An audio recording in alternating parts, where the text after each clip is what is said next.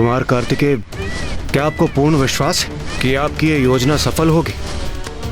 अवश्य सफल होगी देवराज इंद्र। बस आपको उतना ही करना है जो मैंने आपसे कहा है कि मेरे निर्देश पर आप दोनों लुप्त हो जाएं। शेष मैं और गणेश संभाल लेंगे। समझ गए ना आप? समझ गए। हमारे देखते देखते वो दुष्ट महादेव पुत्र इंद्रदेव और वायुदेव को यहाँ से ले गया और हम कुछ नहीं कर सके। तुम सभी किसी कार्य के नहीं हो, तुम व्यर्थ हो मेरे लिए। मेरे सेनापतियों, साम दाम दंड भेद किसी भी युक्ति का प्रयोग करो और उस कुमार कार्तिकेय को मेरे समक्ष प्रस्तुत करो। जब मैं उस पर अपनी स्तंभन शक्ति का प्रयोग करूंगा तो वो स्वयं बताएगा कि देवियां और अमृत कहाँ है। जाओ और शीघ्र लाओ उसे। आप कष्ट न उठाएं सेनापति निशुंभ। उस दुष्ट कुमार कार्तिकेय को बंदी बनाकर लाने में अधिक समय नहीं लगेगा। उसे मैं ही जाकर ले आता हूं। उचित है धूम्रलोचन, उचित है। शीघ्र जाओ, परंतु इस बार मुझे निराश मत करना। मैं बस अभी गया और अभी आया। जाओ।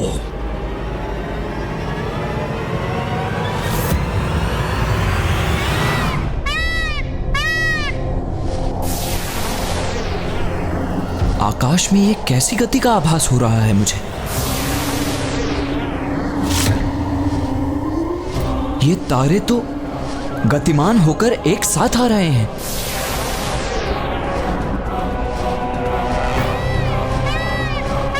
अर्थात हम पर पुनः संकट छाने वाला है कुमार कार्तिकेय। नहीं देवराज, अब जो होगा वो उचित ही होगा। किंतु कुमार कार्तिकेय, ये हो क्या रहा है? वही जो हम चाहते हैं वायुदेव। ये निर्जीव तारे गतिमान होकर एक साथ आ रहे हैं और निर्जीव वस्तुओं को गतिमान करने, उन्हें अपने अस्त्र शस्त्र और सैनिकों में परिवर्तित करने में तो केवल एक ही असुर सक्षम है, धूम्रलोचन। अवश्य वही हमारा पीछा कर हम पर आक्रमण की तैयारी कर रहा है।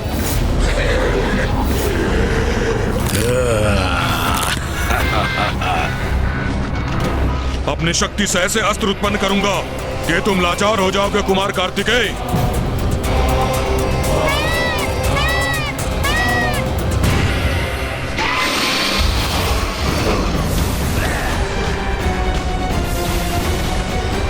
देवगण बाएं।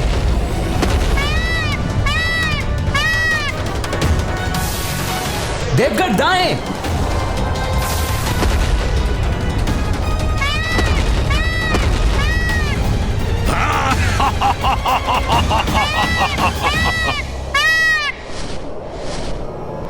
अरे, ये महादेव पुत्र कहां चला गया? उसे पकड़ने के लिए अपनी गति बढ़ानी होगी मुझे।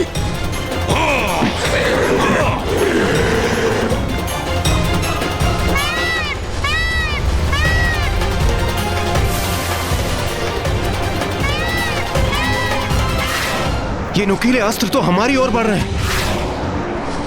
वायुदेव, मुझे अपनी शक्ति का पुनः आभास हो रहा है। हम उस दुष्ट शुंभ की स्तंभन शक्ति से मुक्त होकर उससे बहुत दूर निकल चुके हैं। हाँ देवराज, ये आभास तो मुझे भी हो रहा है। मेरी समस्त शक्तियां, मेरी सिद्धियां पुनः लौट रही हैं। तो फिर विलंब किस बात का वायुदेव?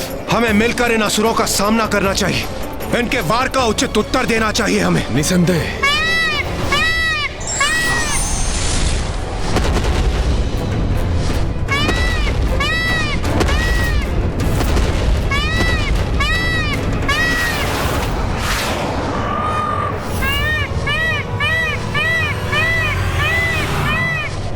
कुछ भी कर लो इंद्रदेव, किंतु मेरी शक्तियों का तोड़ नहीं है तुम्हारे पास। कुमार कार्तिकेय, हमें धूम्रलोचन के वार का प्रत्युत्तर देना चाहिए। अब मैं और वायुदेव उसका सामना करने में सक्षम हैं। नहीं देवराज, आप अभी ऐसा कुछ नहीं करेंगे।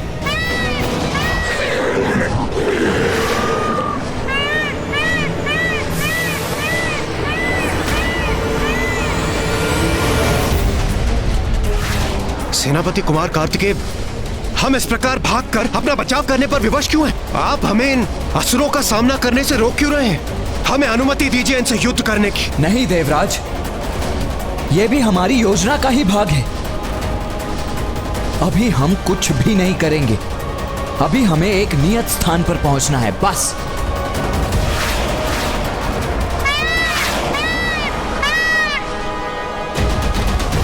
अब विंध्याचल पर्वत मेरे समक्ष है।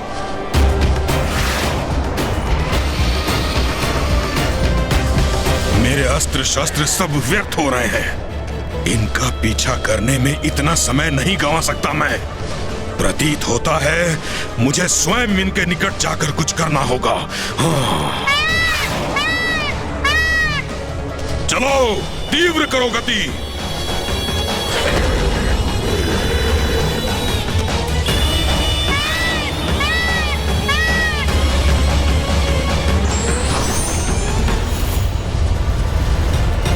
कुमार कार्तिकेय, दुष्ट धूम्रलोचन शस्त्रों से सज्जित हमारे अत्यंत निकट पहुंच चुका है। तो आप योजना का स्मरण रखिए इंद्रदेव। जब मैं कहूं तभी अदृश्य हो जाइए आप। और किसी भी प्रश्न के उत्तर का समय नहीं है अभी। और हाँ, पीछे मुड़कर मत देखिएगा, बस अंतर्ध्यान हो जाइए। अरे इतनी गति से कहां भागे जा रहे हो कुमार कार्तिकेय? वहां राजसभा में तो बड़े बोल निकल रहे थे तुम्हारे मुख से। अब क्या हुआ? कितना भी भाग लो, किंतु मुझसे बच नहीं सकोगे तुम तीनों को भेद कर ले जाऊंगा अपने इस भाले से असुर महानायक शुंभ के पास, और तुम सब इस पर टंगे जाने पर विवश हो जाओगे।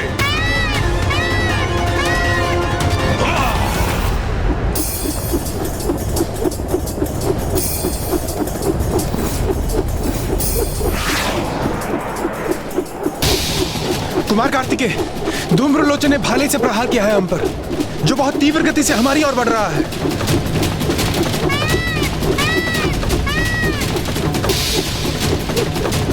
जाइए आप दोनों। नहीं नहीं कुमार कार्तिकेय, इस प्रकार हम आपको अकेला छोड़कर कैसे जा सकते हैं? ऐसी बातों का समय नहीं है। मैं जैसा कह रहा हूं वैसा कीजिए, जल्दी कीजिए।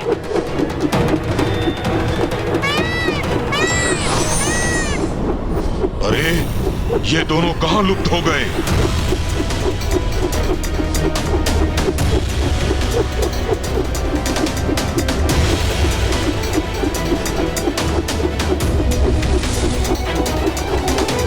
भैया भैया,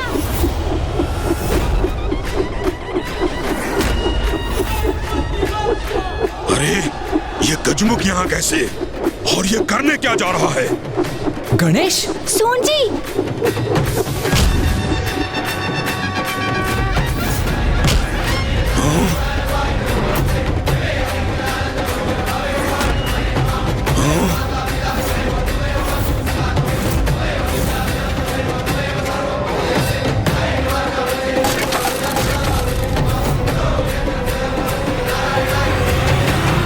गणेश,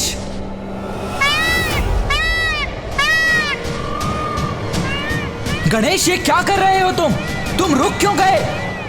असुर जी, आपका ये प्रहार तो व्यर्थ हो गया, किंतु आपके लिए मेरे पास एक प्रस्ताव है। कैसा प्रस्ताव? गणेश, ये क्या कर रहे हो तुम? हमारे शत्रु इस असुर के साथ कोई प्रस्ताव रखने के पूर्व मेरी सहमति तो ले लो। नहीं भैया, बहुत कर ली हमने देवताओं की रक्षा।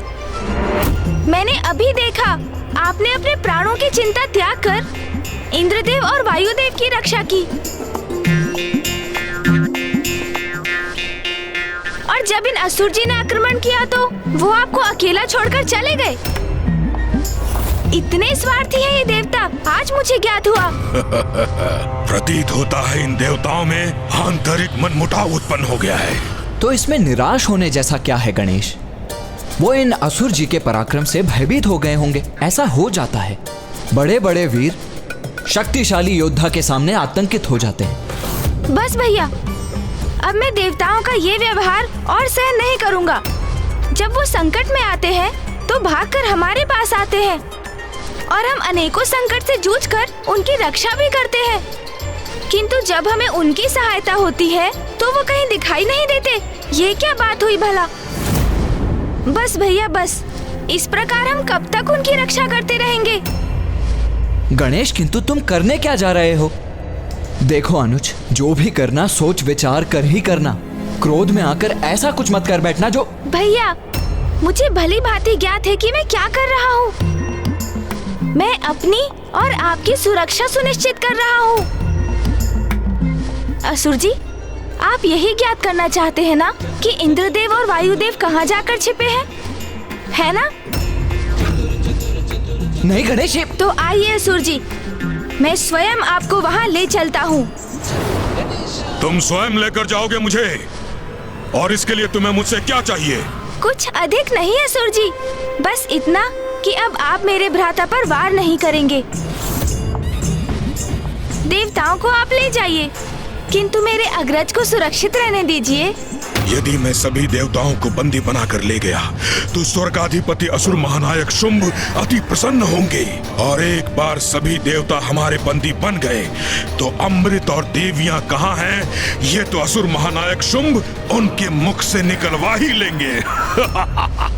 तो क्या निर्णय है आपका? मेरा प्रस्ताव स्वीकार है आपको असुर जी?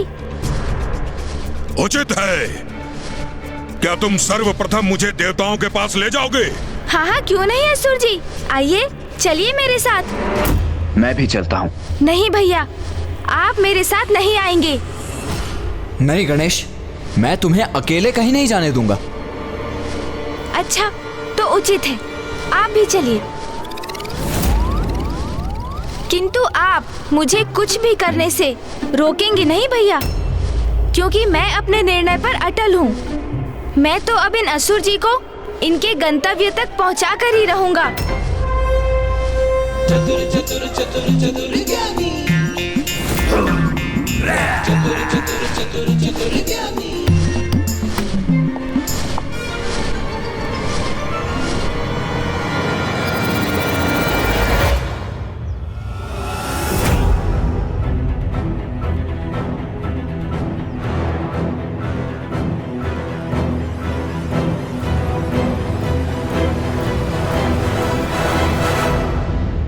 यहाँ तो पहुँच गए हम, किंतु देवता कहाँ हैं?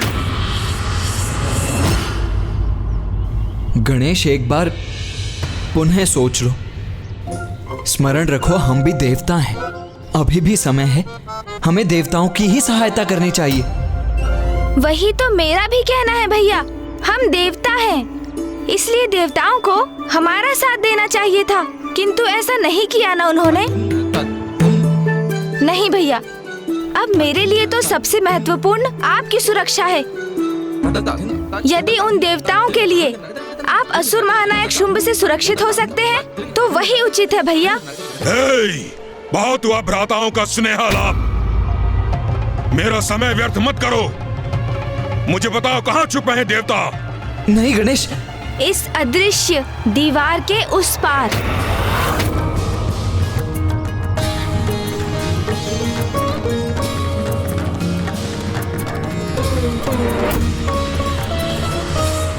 ये तुमने क्या कर दिया गणेश?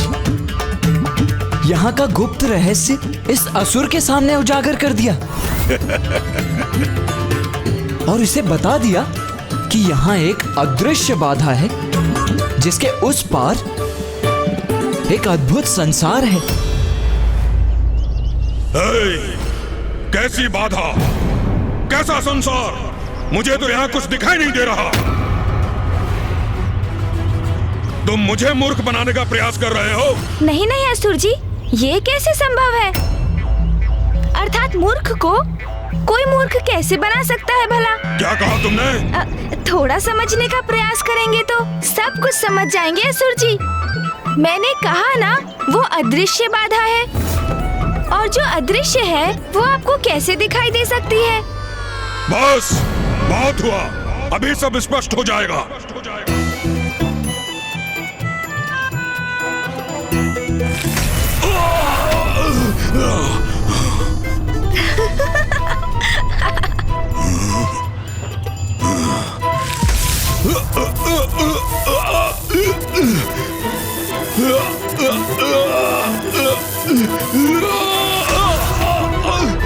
अरे अरे, ये क्या कर रहे हैं असुर जी? आप तो अभी से हमारे चरणों पर गिरकर क्षमा मांगने लगे। चलिए चलिए, उठिए, उठ जाइए।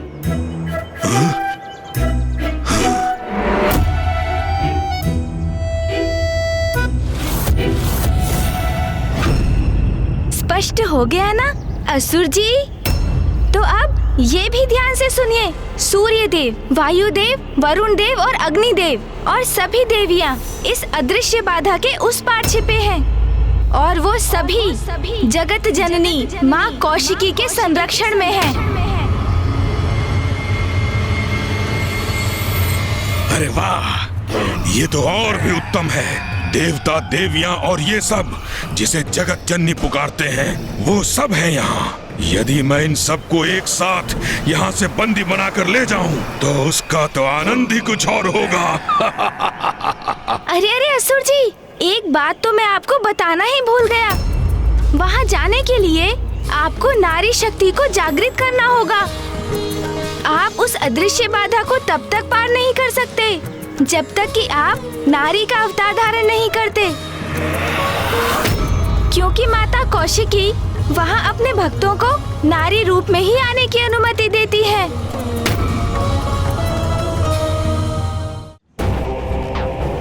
नारी अवतार मेरा। परिहास अच्छा कर लेते हो तुम। अरे परिहास नहीं, मैं सत्य कह रहा हूँ असुर जी।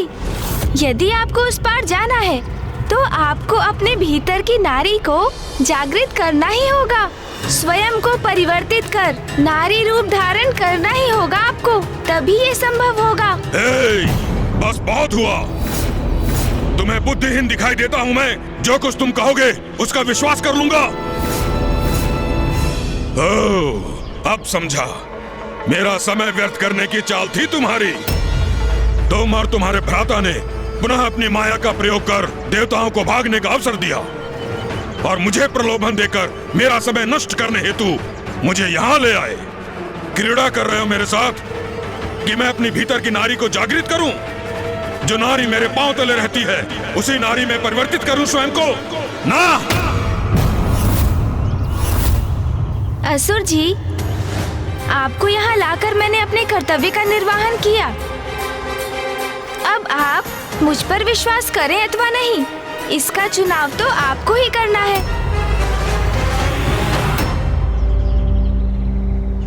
माँ, हमने अपना दायित्व निभा दिया। अब हमें आज्ञा दीजिए। प्रणाम माँ।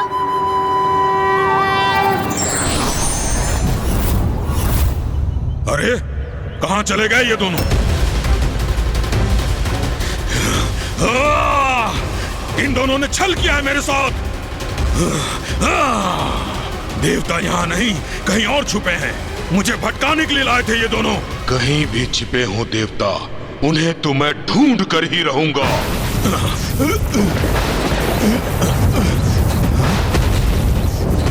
ये सब क्या हो रहा है यहाँ?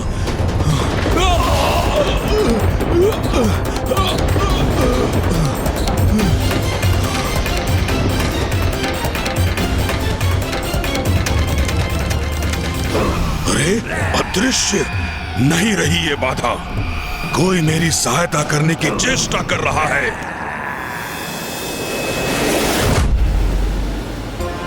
माँ ने जैसा कहा था उसके अनुसार हमारी योजना किसी भी प्रकार से शुंभ के सेनापति को विंध्याचल पर्वत पर ले जाने की थी, किंतु धूम्रलोचन इतनी सहजता से हमारे पीछे आने वाला नहीं था।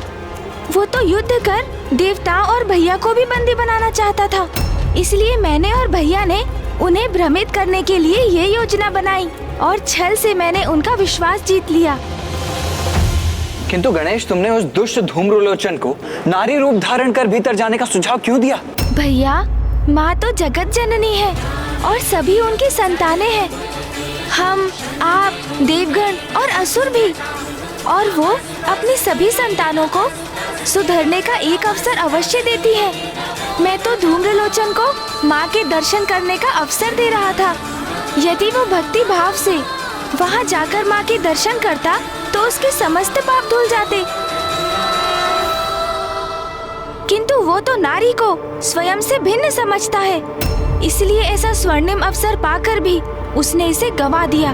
गणेश, तुम्हारी रणनीति और योजना शुंभ और निशुंभ के वध का आधार बनेगी। नहीं भैया, इसमें मेरा कोई योगदान नहीं। जैसे माँ ने ऋषि मार्कंडेय के मुख से अपने कवच का उच्चारण करवाकर असुरों को अर्धनिद्रा में डाल दिया था, उसी प्रकार मैं भी माता की ही इच्छा का माध्यम बन रहा हूँ।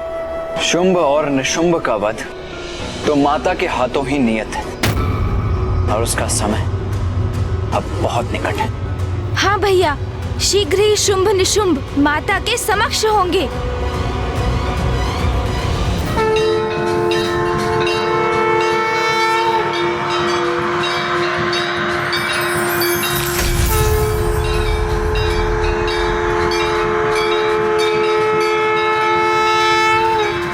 इस पारदर्शी बाधा के उस पार ये देवियां यहीं स्थित हैं वो।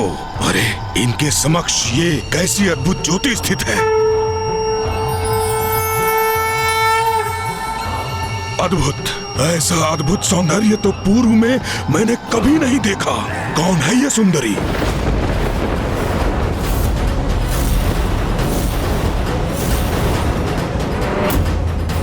सुंदर भी है और भयंकर भी। अद्भुत, सर्वथा अद्भुत है ये सुंदरी। मैं अभी जाकर महाराज शुंभ को इस बारे में सूचित करता हूँ। तुम्हारे अंत का आरंभ अब हो चुका है असुरों।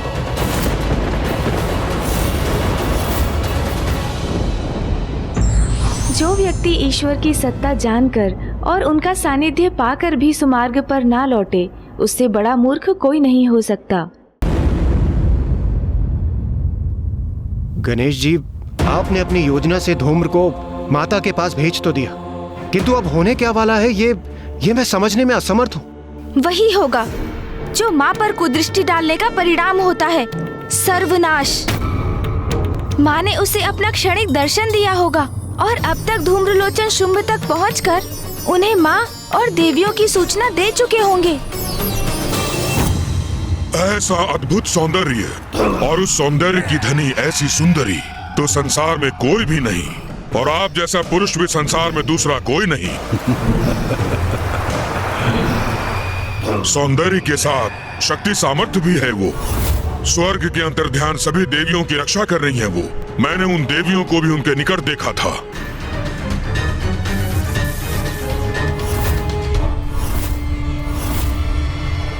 भ्राता शुंभ, कदाचित आप दोनों की जोड़ी नियति निर्धारित करेगी।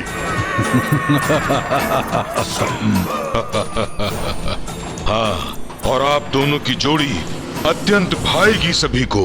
आप दोनों का विवाह अवश्य ही होना चाहिए।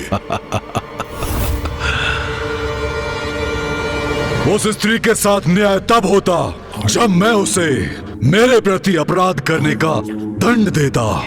उसने मेरे विरुद्ध जाकर स्वर्ग की देवियों को आश्रय जो दिया, परंतु अब धूम्रलोचन के मुख से उसकी प्रशंसा सुनकर उसके प्रति मेरी भी उत्सुकता जागृत हुई है। जाओ धूम्रलोचन, मेरे दूत सुग्रीव के साथ जाकर उसे मेरा संदेश दो कि यदि वो मेरे दंड से अपनी रक्षा करना चाहती है तो यथाशीघ्र मुझसे विवाह करने के लिए यहाँ प्रस्तुत हो, और स्वर्ग की समस्त देवियों को मेरी सेविकाएं बनाकर मेरे समक्ष प्रस्तुत करें, अन्यथा परिणाम अति भयंकर होगा। उचित है, मैं आपकी आज्ञा अनुसार आपका संदेश उन तक पहुंचा दूंगा, महानायक शुंभ।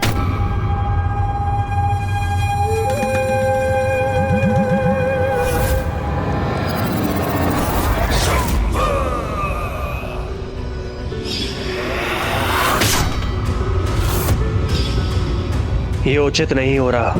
महाराज शुंभ को मुझे देवी कौशिकी की महिमा के बारे में सूचित करना होगा।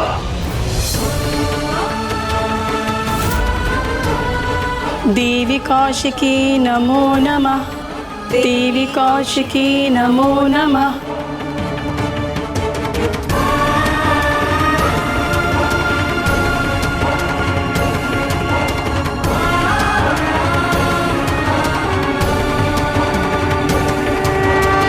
पुत्रियों, अब वो समय आ गया है पुत्रियों, जब तुम्हें यहाँ से प्रस्थान करना होगा।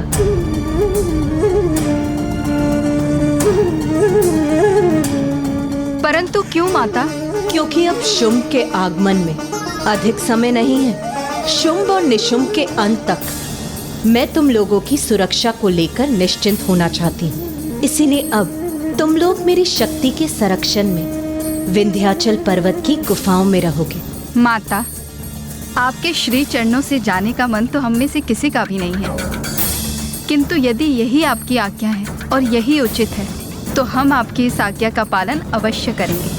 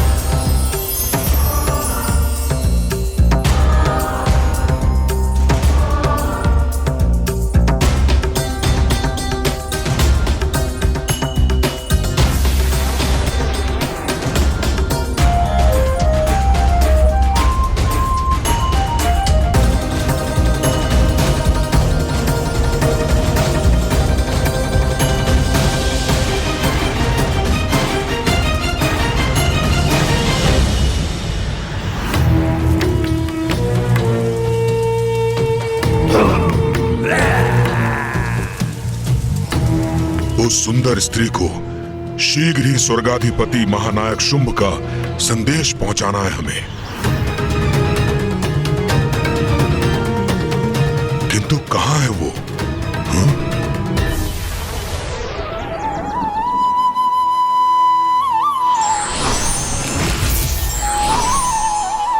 हमारी रक्षा कर हमें सुरक्षित रखने के लिए आपका कोटि कोटि धन्यवाद माता।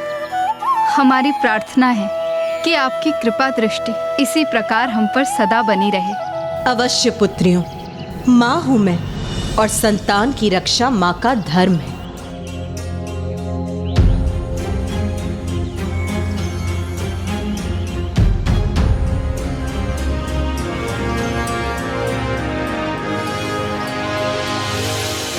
इस गुफा के भीतर भी तुम्हारा जीवन मेरे दिव्य प्रकाश से परिपूर्ण रहेगा।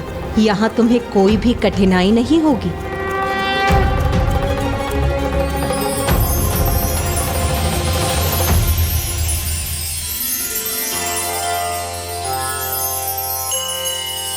माता हमारे जीवन को कभी भी अंधकारमय नहीं होने देंगी। माता की असीम कृपा पाकर हम कृतार्थ हुए। माता ने हमारे चारों ओर एक अभेद सुरक्षा कवच प्रस्तुत किया है। हम सभी पूर्ण रूप से सुरक्षित हैं।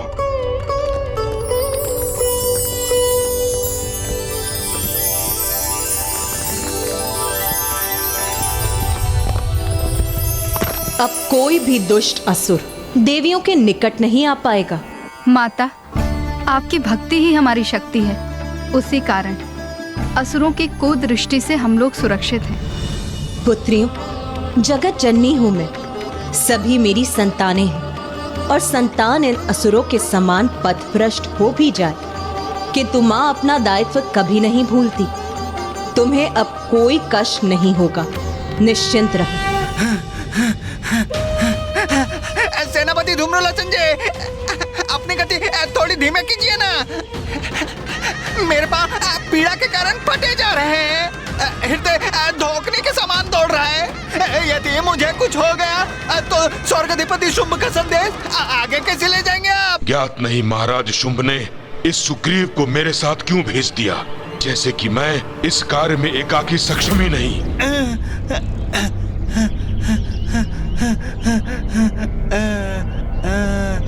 सेनापति धूम्रलोचन जी, आपको पूर्ण विश्वास है ना कि हम उचित मार्ग पर हैं?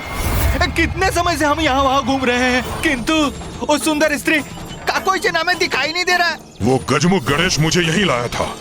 हम उत्तर दिशा से आए थे और इसी पर्वत पर उतरे थे। यहीं कहीं है वो स्थल, देखता हूँ।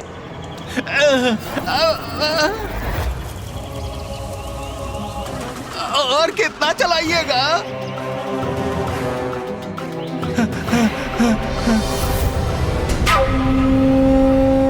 शब्दों के सत्य असत्य की परख तो दृष्टि से होती है। वो सुंदर स्त्री मुझे दिखाई देगी, तभी आपके कथन को सत्य मानूंगा। सब कुछ हमारी योजना के अनुसार ही हो रहा है भैया। शुंभ का सेनापति धूम्रलोचन उसके दूत सुग्रीव के साथ माँ के निकट पहुँच चुका है और माँ पूर्व में ही सभी माताओं को सुरक्षित स्थान पर भेज चुकी है। यही थी वो, यही स्थित एक अदृश्य बाधा के पीछे।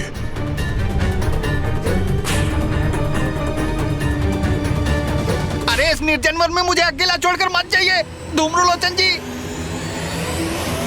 शुंभ का प्रधान सेनापति हूं मैं, मुझे मार्ग दो।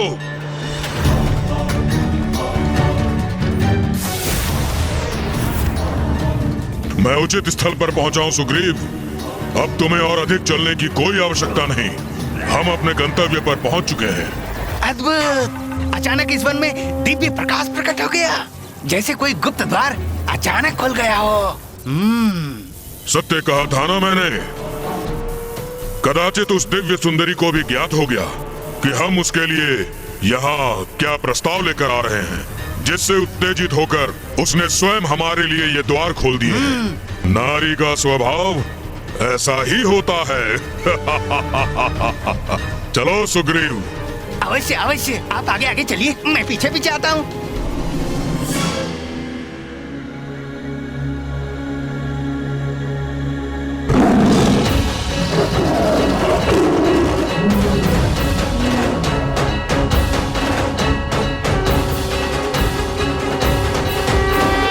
अद्भुत!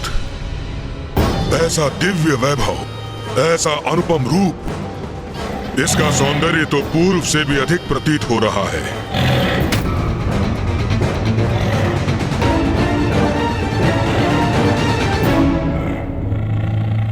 विलक्षण रूपमती है ये स्त्री। असुर महानायक ने विवाह हेतु उचित स्त्री का चुनाव किया है। चलिए चलिए, आगे बढ़ते हैं धूम्रलोचन जी।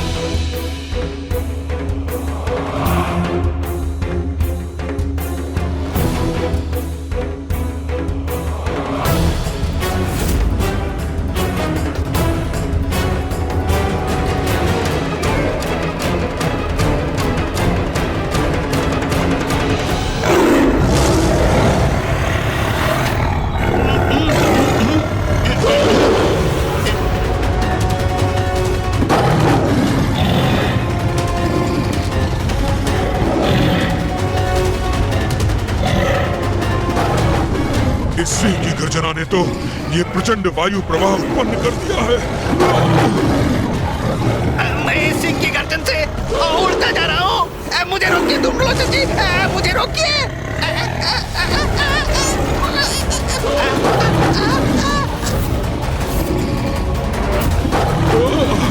चिंता मत करो सुग्रीव, तुम्हें कहीं नहीं जाने दूंगा मैं। ये सिंह तो अपनी गर्जना में और वृद्धि कर रहा है। अब तो मैं भी खींचा चला जा रहा हूँ।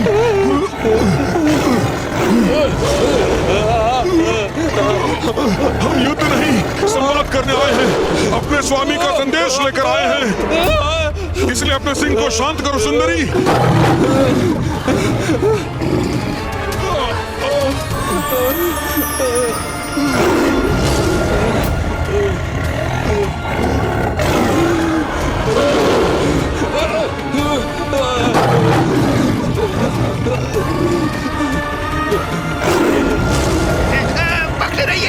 मुझे बख्शे नहीं धूम्रलोचन जी।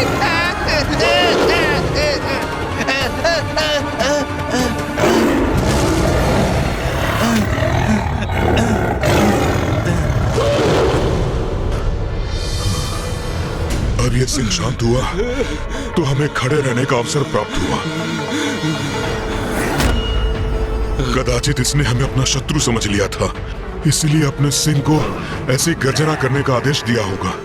किंतु अब हम इसे वो संदेश देंगे जिसे सुनकर यह आनंदित हो जाएगी। स्वर्गाधिपति शुंभ की विवाहिता बनने का अवसर तो कोई भी सुंदर स्त्री कदापि नहीं गंवाएगी। कहो कहो, क्या संवाद करना चाहते हो मुझसे?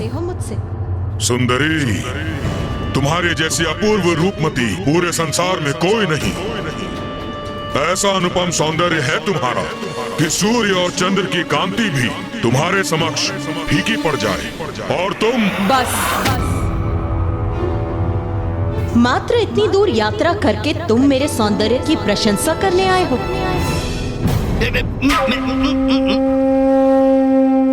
सौंदर्य की देवी, तुम इनकी बात का बुरा न मानो। ये शुंभ के सेनापति धूम्रलोचन है और मैं उनका दूत सुग्रीव। मैं तुम्हारे सौंदर्य का दर्शन पाकर ऐसा अभिभूत हुआ कि मेरे मुख से शब्द ही नहीं निकले। तुम्हारी जैसी सुंदरी तो संपूर्ण संसार में एक ही है।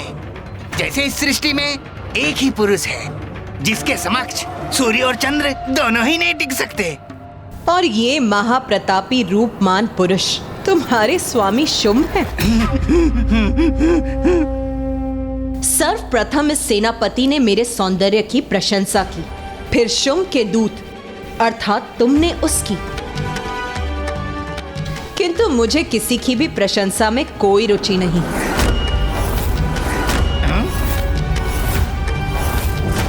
फिर हम ये संवाद क्यों कर रहे हैं, ये मुझे अभी भी स्पष्ट नहीं। तो मैं स्पष्ट किए देता हूँ। सुनो स्त्री, सौंदर्य और पराक्रम दोनों ही दृष्टि से हमारे स्वामी के योग्य हो तुम। इसीलिए हम उनके साथ तुम्हारे विवाह का प्रस्ताव लेकर यहाँ आए हैं। उचित तो यही है कि तुम इस विवाह प्रस्ताव को स्वीकार कर हमारे साथ चलो।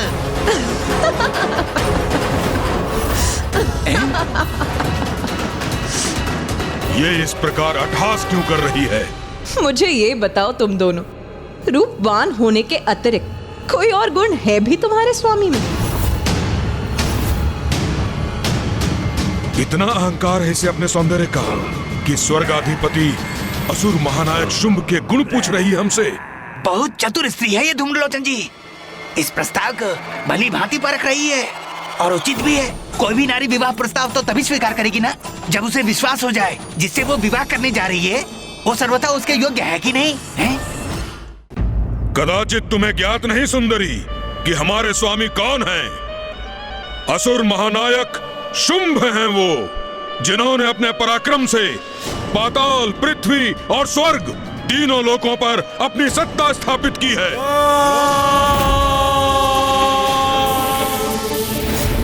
और स्वर्ग की समस्त निधियां उनके नियंत्रण में है। कल्प वृक्ष, कामधेनु, ऐरावत, उच्चैश्रवा सबके स्वामी हैं वो।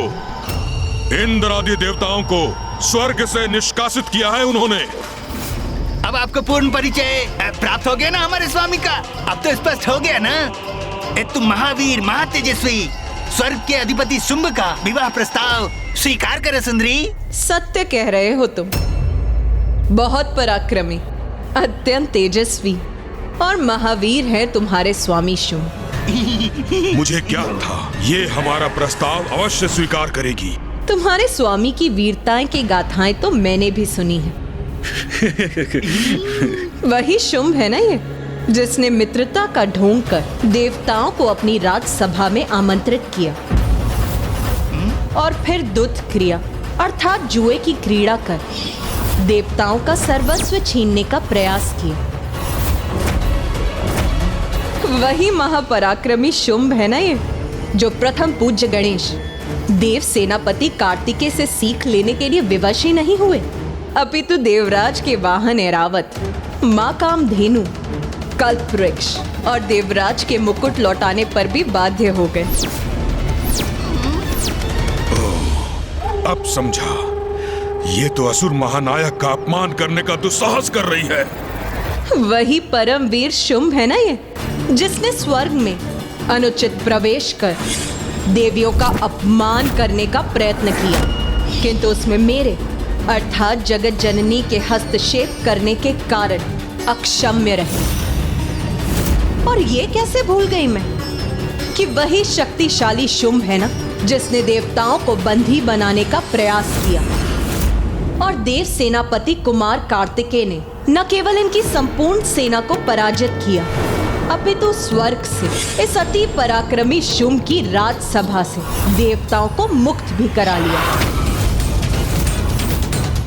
ये सब इसे कैसे ज्ञात है? कदाचित ये असुर महानायक शुंभ का विवाह प्रस्ताव अस्वीकार करने जा रही है। अरे वाह, बड़े वीर प्रमाणित हुए तुम्हारे असुर महानायक शुंभ। क्या कहा था तुमने? त्रिलोक विजेता, स्वर्गाधिपति, असुर महानायक शुंभ। एक भीरू और शक्तिहीन असुर को संसार का सबसे बड़ा वीर बता रहे हो तुम। बस, बहुत सुन चुका मैं। धूमलोचन, धूमलोचन,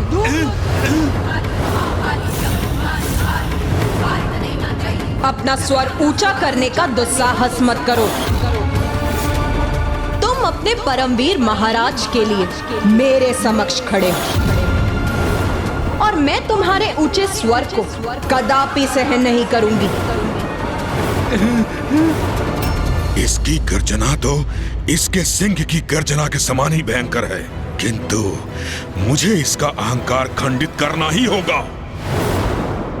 ऐ सुंदरी, ये तुम्हारा सौंदर्य नहीं, तुम्हारा अहंकार बोल रहा है। सुनी सुनाई बातों पर विश्वास करने की भूल कर रही हो तुम, किंतु मेरे स्वामी के प्रति उदंडता करके सभी सीमाओं का उल्लंघन कर रही हो तुम, जिसे एक बार तो मैं अनसुना कर रहा हूं, किंतु पुनः ऐसा व्यवहार सहन नहीं करूंगा मैं।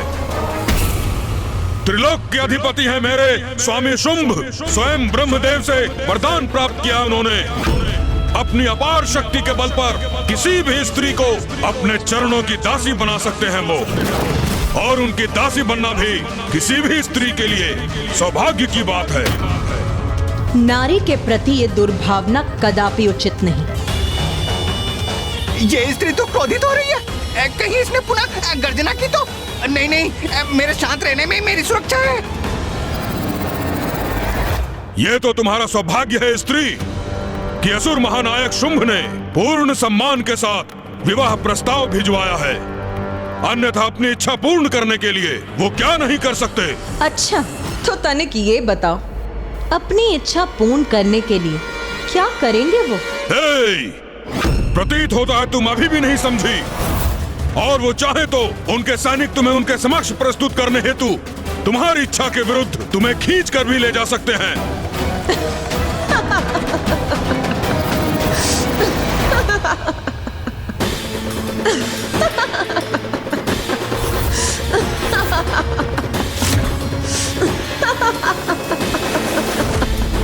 मैंने कोई परिहास किया क्या जो ये पुनः अट्टहास करने लगी?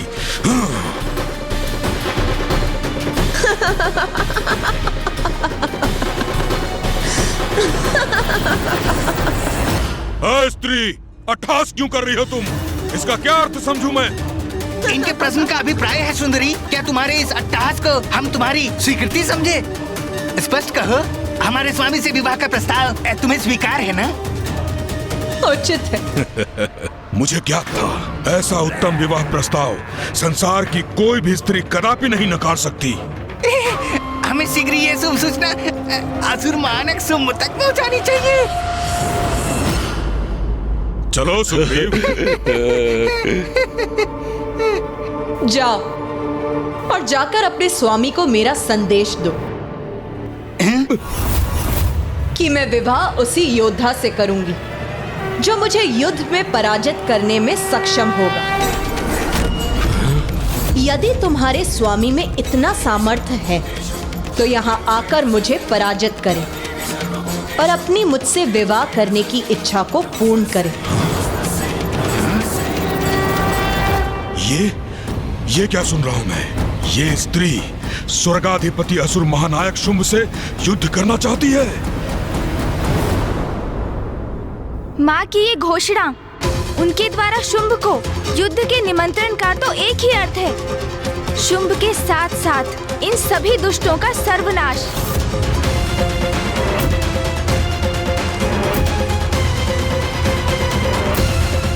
ईश्वर दंड देने के पूर्व सद्मार्ग पर लौटने का अनेक अवसर प्रदान करते हैं, किंतु ये व्यक्ति पर निर्भर करता है कि वो इसका कितना लाभ उठाता है। प्रातःशुंभ, आप बड़े उतावले दिखाई दे रहे हैं। प्रतीत होता है कि धूम्रलोचन और सुग्रीव के लौटने और अपनी भावी वाहिता का समाचार पाने का बड़ी अधीरता से प्रतीक्षा कर रहे हैं।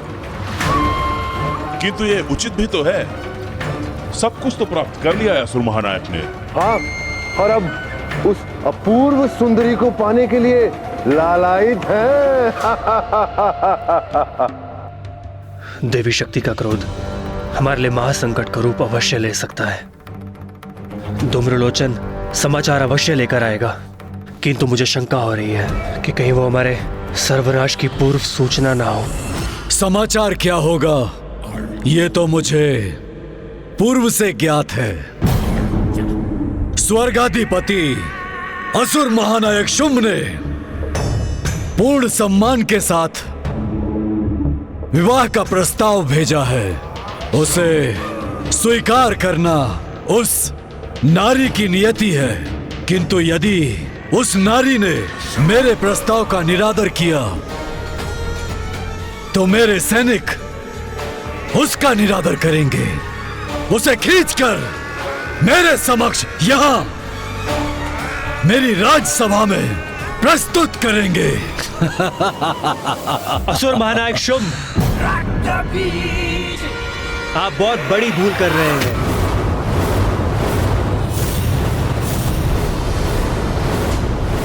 ये क्या कह रहे हो तुम रक्तबीज? स्वर्गाधिपति महाराज शुंभ से कोई भूल हो, ये कैसे संभव है?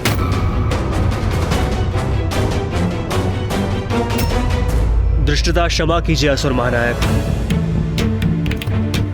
आपके सामने कितना कुछ घटित हो चुका है, किंतु आप उसे स्वीकार नहीं कर रहे। क्या घटित हुआ है मेरे समक्ष? हाँ रक्तबीज, जो भी कहना है स्पष्ट कहो। जिन देवी को आपने धूम्रलोचन और सुग्रीव को युक्ति अथवा शक्ति से यहां लाने का आदेश दिया है, उनकी शक्ति का आभास हमें बहुत समय से हो रहा है। स्मरण कीजिए, स्वर्ग की देवियों की रक्षा देवी की मूर्ति से उत्पन्न हुए मोतियों ने ही की थी।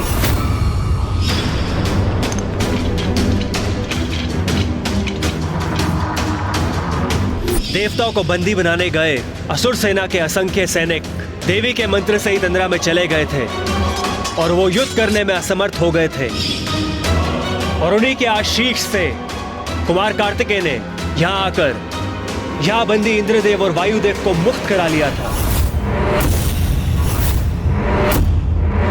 और वो कोई साधारण स्त्री नहीं है, जगत जननी है, देवी शक्ति है, और उनकी अपार शक्ति का प्रत्यक्षदर्शी तो मैं भी पूर्व में रहा हूं।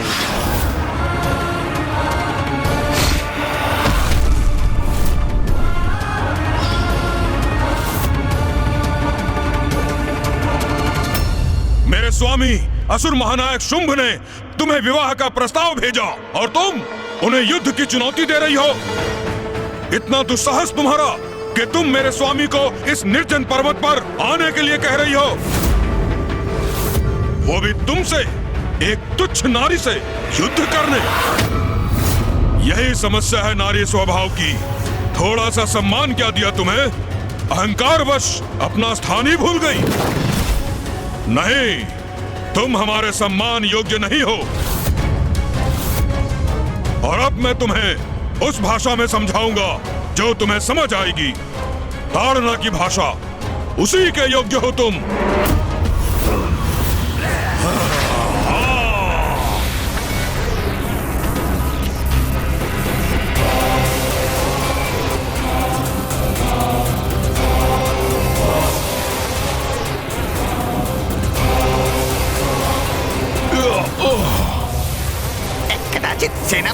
धूम्रलोचन उचित कह रहे हैं। शब्दों की नहीं, शस्त्रों की भाषा ही सुंदरी के लिए उपयुक्त है।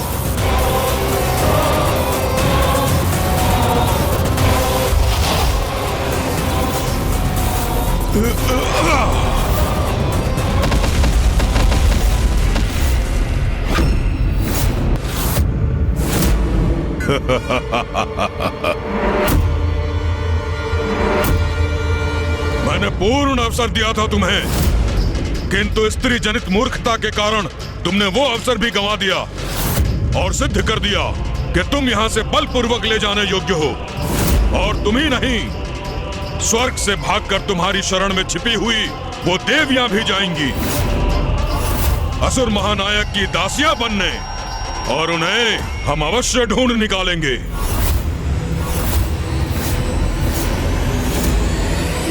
अब इन दुष्टों को माँ की शक्ति के बारे में ज्ञात हो जाएगा। दूत बन के आए हो तो दूत के अपने दायित्व का निर्वाह करो। अपने स्वामी को मेरा संदेश दो, अपने प्राणों की रक्षा करो, अन्यथा मेरे हाथों तुम्हारा अंत निश्चित है। क्या कहा तुमने? एक तुच्छ नारी मेरे प्राण हरेगी? मेरा सामना करना तो दूर, तुम्हारे लिए मेरे ये सैनिक ही पर्याप्त हैं। सैनिकों, आगे बढ़ो, बंदी बना लो इसे।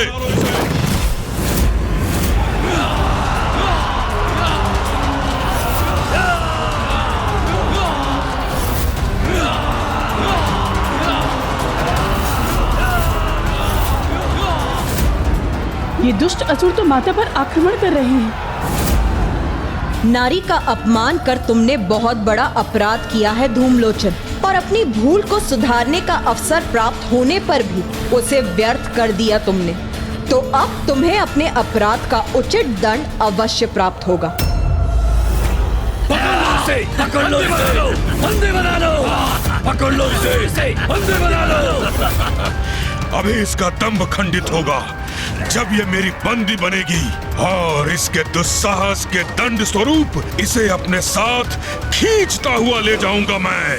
हाँ। तुम प्रत्यक्षदर्शी रहे हो उसकी शक्ति के, अर्थात असुर महानायक शुंभ, आपका सेनापति नियुक्त होने से पूर्व मैं सर्वशक्तिशाली महाराज महिषासुर का मंत्री था।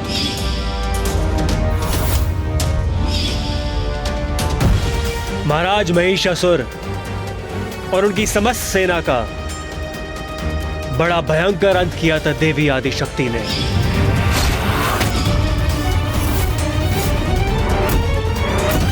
ये सब अनर्गल कथा सुनाकर हमें भ्रमित करने का प्रयास मत करो रक्तबीज। हमारी शक्ति के समक्ष वो देवी तनिक भी नहीं टिक सकती। तब देवी आदिशक्ति देवी कात्यायनी के रूप में थी। तब हमें देवी कात्यायनी का वास्तविक परिचय ज्ञात नहीं था, और ना ही उनकी शक्ति का आभास था। और होता भी कैसे, क्योंकि विनाश काले विपरीत बुद्धि महाराज महिषासुर के साथ साथ हम सबको भी अपनी शक्ति पे इतना अहंकार हो गया था कि हम देवी कात्यायनी से युद्ध करने के लिए प्रस्तुत हो गए। बंद करो अपना नरगल प्रलाप। एक स्त्री इतनी शक्तिशाली कैसे हो सकती है? किस दैवीय शक्ति की बात कर रहे हो तुम? देवी कात्यायनी देवी पार्वती का ही स्वरूप है।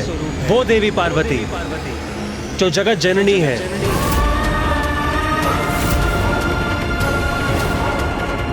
जो जगत पिता महादेव की अर्धांगिनी है, उन जगत पिता महादेव की पत्नी है, जिनसे वरदान पाकर मैं इतना शक्तिशाली बना हूं।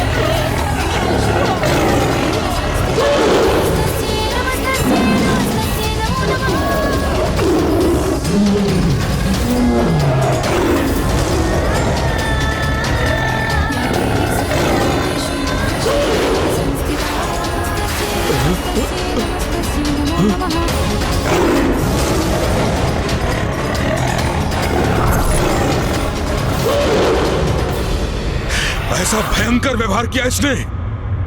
क्या कहा था तुमने?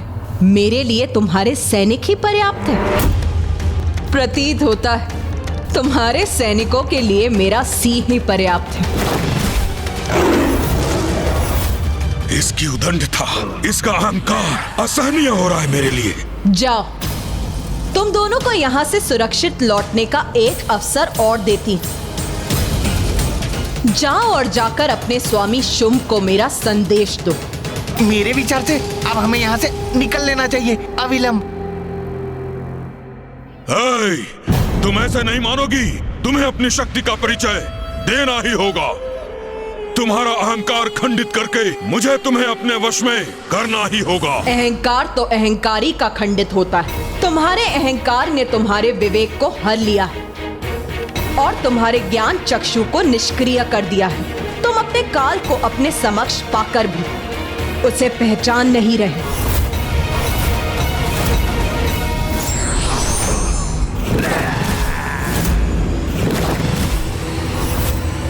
किसका काल किसके समक्ष है, यह अभी ज्ञात हो जाएगा। तुच्छ नारी।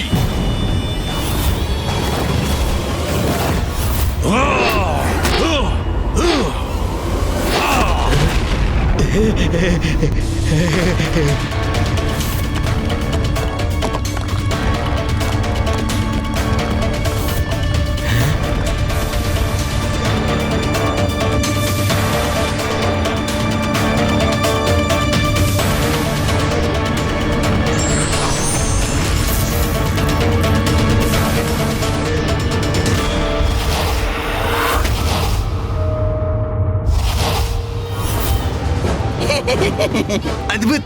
धूम्रलोचन जी की शक्ति का सामना करना तो वास्तव में अत्यंत कठिन है। अब देखता हूँ मेरे प्रहार से अपनी रक्षा कैसे करती हो तुम।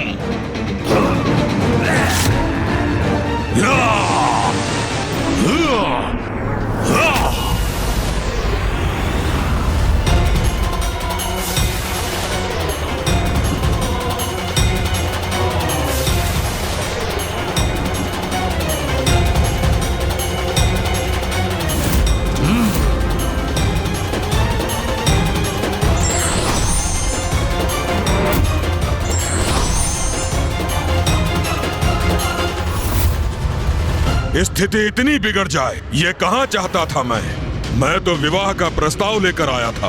विनय पूर्वक संवाद कर रहे थे तुमसे, क्योंकि असुर महानायक शुंभ का विवाह तो आनंद का अवसर था। किंतु तुम अपने उदंडता से मुझे उकसाती रही। तुम्हारे जैसी अहंकारी और सुंदर स्त्री के लिए यही उचित है कि तुम्हें पालकी में नहीं खींच कर ले जाया जाए। चलो अब इसे अपना राजसी विवाह यात्रा समझना। विचार, वचन और कर्म तीनों से ही निरंतर अपनी दुष्टता का परिचय दे रहे हो तुम धूम्रलोचन। तुम्हारे पापों का फल तो तुम्हें अवश्य प्राप्त होगा। अब अपने इस प्रहार से तुम्हें वश में करूंगा मैं।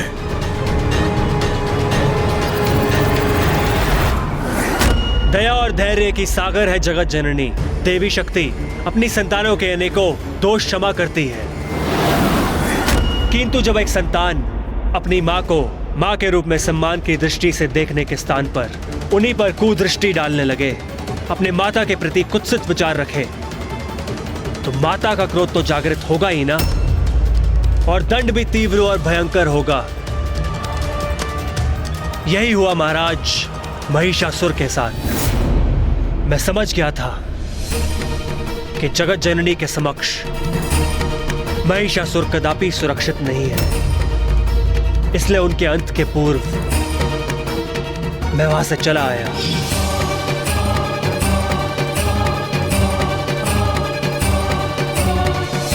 उस रणभूमि से मेरे पलायन के कारण ही मैं आज जीवित हूं, और महाराज महिषासुर और उनकी संपूर्ण सेना नष्ट हो चुकी है।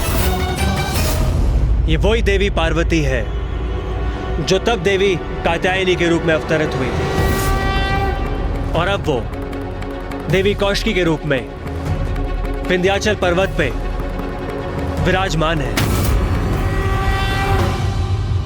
असुर महानायक शुंभ, आपने मुझे अपने सेनापति के स्थान पर नियुक्त किया है, इसलिए आपको उचित सलाह देना मेरा कर्तव्य है और मेरा सुझाव यह है कि आप जगत जननी की शरण में जाइए।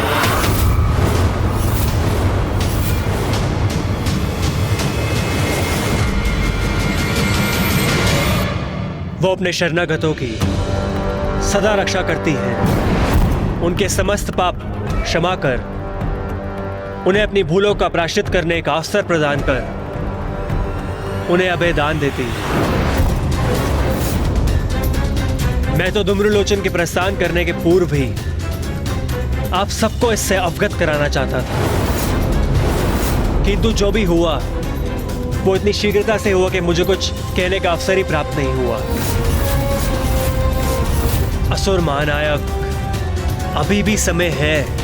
हम अभी भी धूम्रलोचन और सुग्रीव को लौटने का आदेश भेज सकते हैं। बस रक्तबीज, बस! तुम मुझसे, त्रिलोक के स्वामी से, एक स्त्री के समक्ष झुककर उसका शरणागत बनने को कह रहे हो? तुम्हारी मति मारी गई है क्या?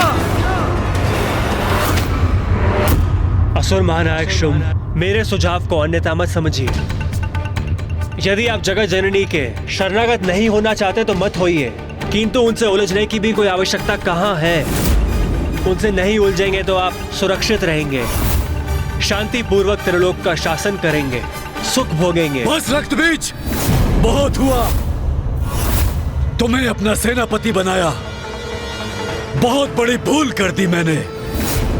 एक और ये निशुंभ, चंड मुंड धूम्रलोचन, जो मेरे लिए अपना जीवन तक निछावर करने के लिए प्रस्तुत हैं, और दूसरी ओर तुम, जो मुझे स्त्री के चरणों में शीश रखने का सुझाव दे रहे हो।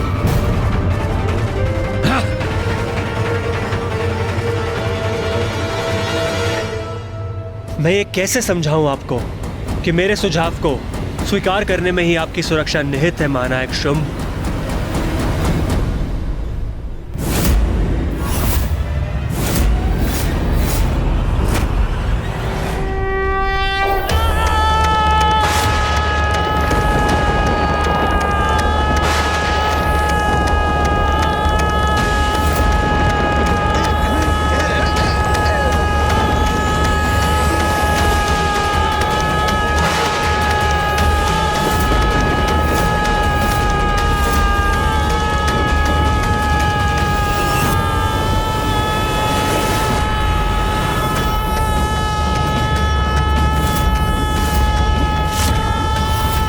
ये तो माँ की हुंकार है।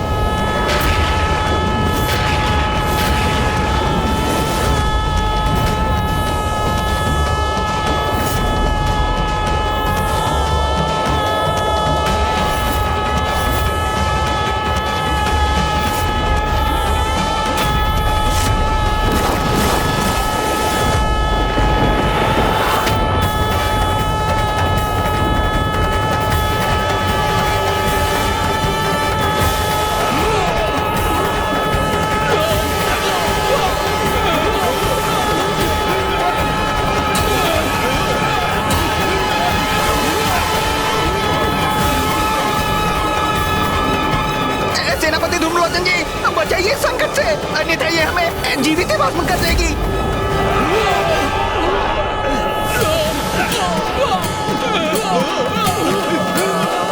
मेरे सैनिकों को भस्म कर दिया इसने। ये अग्नि की लपटें तो अब मेरी ओर ही बढ़ रही हैं।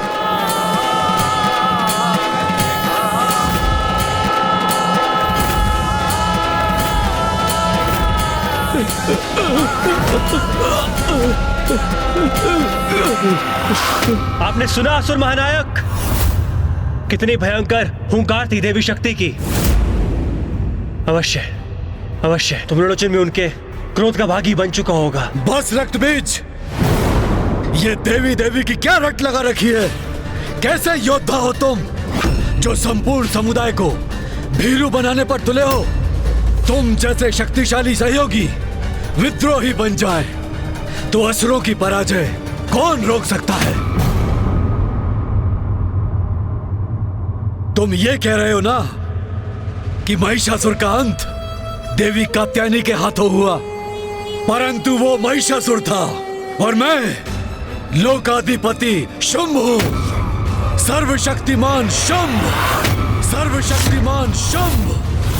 यदि आवश्यकता हुई तो ऐसा स्तंभन उत्पन्न करूंगा, वो स्त्री जिसे तुम जगत जननी कहकर पुकारते हो वो भी स्तंभ हो जाएगी। उस देवी की शक्ति मेरी शक्ति की तुलना में कुछ भी नहीं। सत्य तो ये है महानायक शुंभ, यदि वो देवी क्षण भर के लिए अपनी शक्ति का प्रदर्शन मात्र कर दे तो हम सभी दूल दूसरे हो जाएंगे। कहो, तुम्हारे लिए मेरी शक्ति का इतना परिचय पर्याप्त है ना धूम्रलोचन?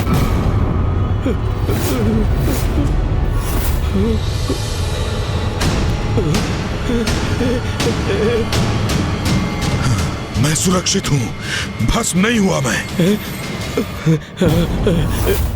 मैं चाहती तो तुम्हें भी भस्म कर सकती थी, किंतु तुम तो मात्र एक दूत हो और एक दूत का अंत नहीं करना चाहती मैं। इसीलिए अब जाओ और जाकर अपने वीर असुर महानायक शुंभ को मेरा संदेश दो। बताओ उन्हें कि कैसे मैंने तुम्हें तुम्हारे जीवन से वंचित नहीं किया, सुरक्षित जाने दिया तुम्हें। तो क्या धूम्रलोचन जी ने अपनी पराजय स्वीकार कर ली? कदाचित यही उचित है, यहाँ से निकलने में ही भलाई है।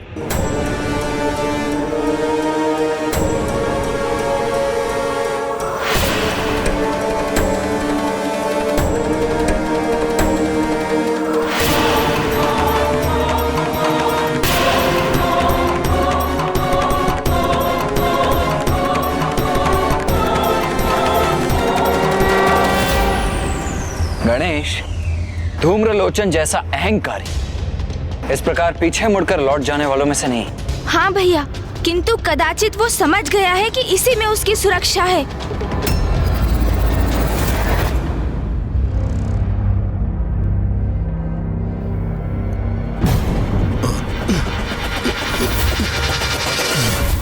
ये आभूषणों की चमक कहां से आ रही है?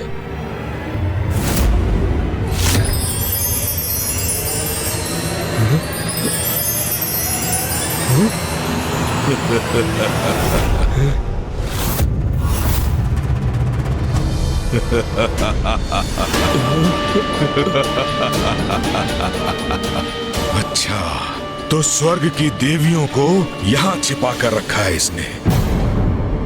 इस दुष्ट ने तो हमें देख लिया।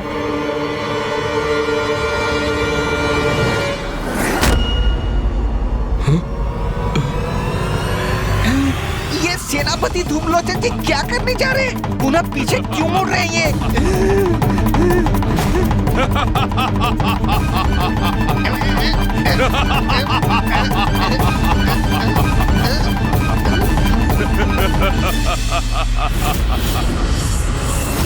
बहुत भाग्यशाली हैं मेरे स्वामी। उन्हीं के भाग्य के परिणाम स्वरूप मैं उचित समय पर उचित स्थल पर हूँ और यहाँ आया तो था मैं तुम्हारे लिए सुंदरी, और कदाचित तुम्हें प्रतीत हो रहा है कि मैं पराजित हो गया। उचित है, किंतु मेरी पराजय में ही मेरी जय है। हे स्त्री, अब तो मैं अपने स्वामी के लिए दो दो उपहार लेकर जाऊंगा।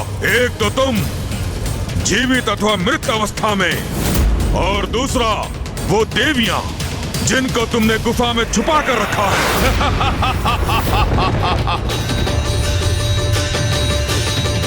इसने पुनः अपनी कुदृष्टि डाली देवियों पर।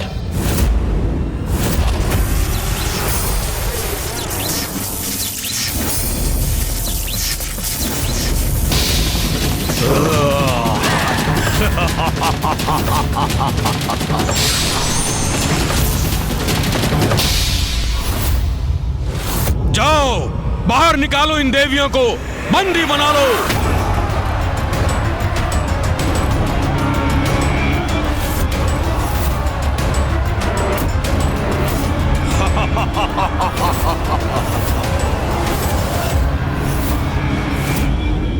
माताओं को अपनी दुष्टता का लक्ष्य बनाकर धूम्रलोचन सभी सीमाओं का उल्लंघन कर चुका है। अब और अब माँ उनके इस व्यवहार को कदापि सहन नहीं करेंगी।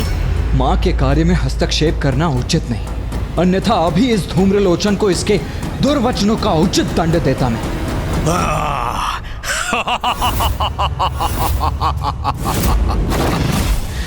कहो स्त्री, अब मेरे सैनिकों से अपनी देवियों की रक्षा कैसे करोगी तुम?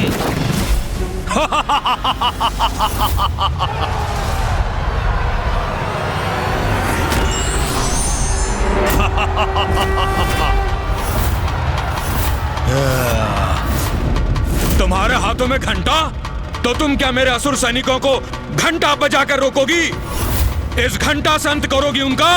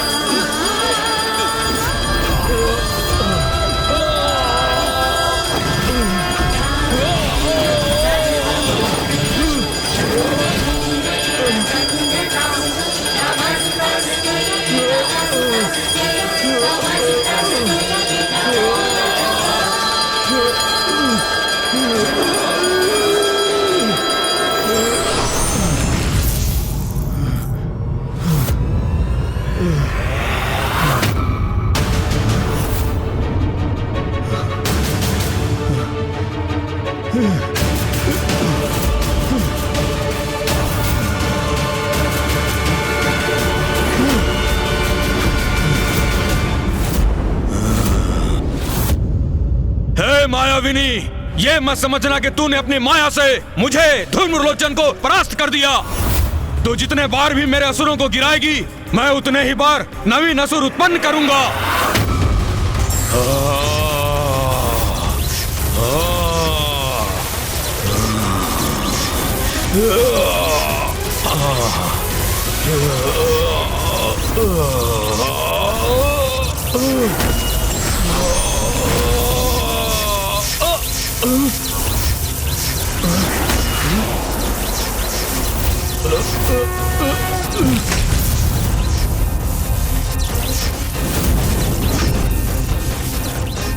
अपने हाथ हिलाने में अक्षम्य हो तुम। अब इस हाथों से कोई और असुर उत्पन्न नहीं कर पाओगे। अब तुमसे तुम्हारे ये हाथ ही छीन लूंगी मैं।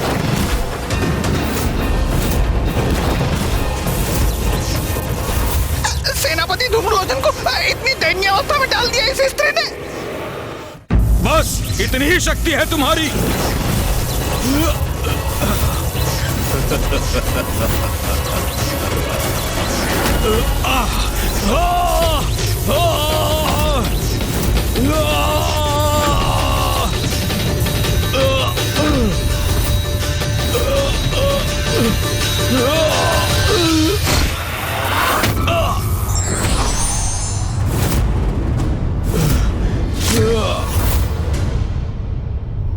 अब हाथों से रहित होने के बाद भी तुम्हारा वध करूंगा मैं।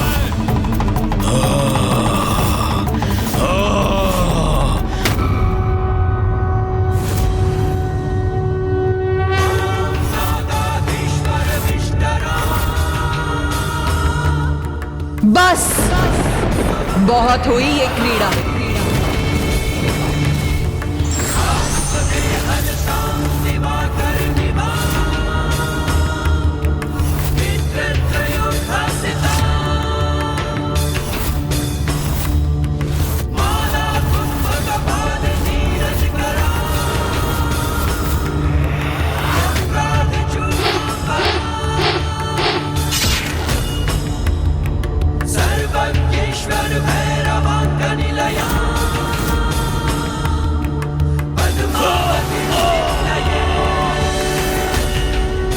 तो जब धूम्रलोचन उस स्त्री को अपने बंधन में बांध कर लौटेगा, तब तुम्हें अनुमान होगा मेरी शक्ति का। अब मैं आपको कैसे समझाऊं स्वामी शक्ति का उचित अनुमान लगाने की आवश्यकता आपको है।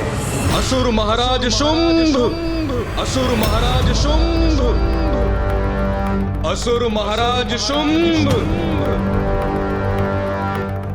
सुना तुमने? सुना? लौट आया मेरा सेनापति धूम्रलोचन। अब तो आपके विवाह के प्रबंध आरंभ करने चाहिए। आरंभ करो, अवश्य आरंभ करो।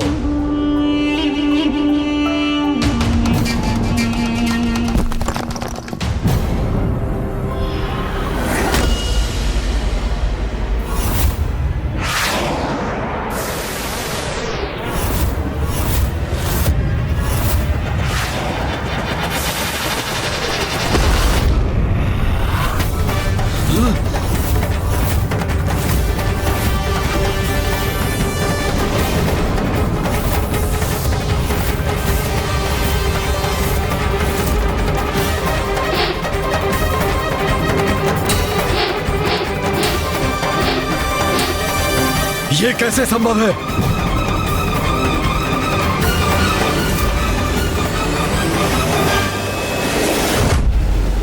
तो अंततः माँ ने धूम्रलोचन को शुंभ के निकट पहुंचा दिया। और रही बात सुग्रीव की, वो तो मुझे हाथ मत कीजिए माता, मैं अपने सभी भूलों की क्षमा मांगता हूँ। आपके आदेश का पालन करूंगा माता। अभी जाकर आपका संदेश अपने स्वामी तक पहुँचाता हूँ। मेरा वध मत कीजिए माता, मेरा वध मत कीजिए।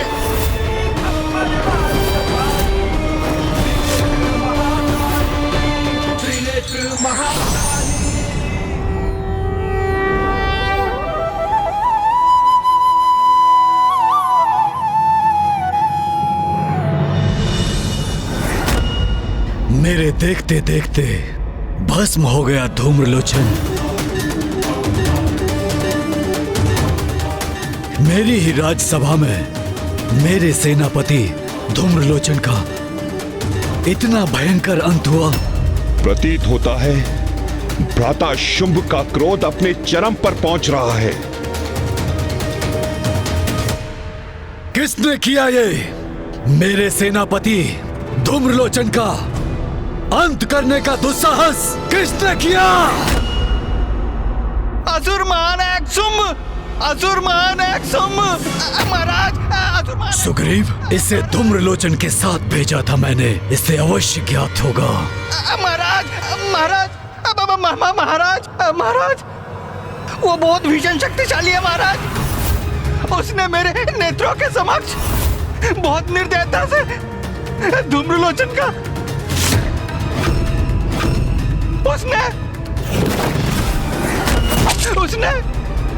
उसने क्या बोल रहे हो?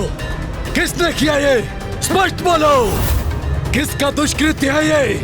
किसने किया सेनापति धूम्रलोचन का वध? ये तो आपको भी भली भांति ज्ञात है असुर महानायक शुंभ कि सुग्रीव देवी शक्ति का उल्लेख कर रहा है। स्पष्ट है कि उन्होंने उसका अंत किया है। फिर भी आप ये क्यों जता रहे हैं जिससे आप इससे अनभिज्ञ हो? धूम्रलोचन का वध उस नारी ने किया महाराज, जिसके समक्ष हम आपके विवाह का प्रस्ताव लेकर गए थे, देवी कौशिकी।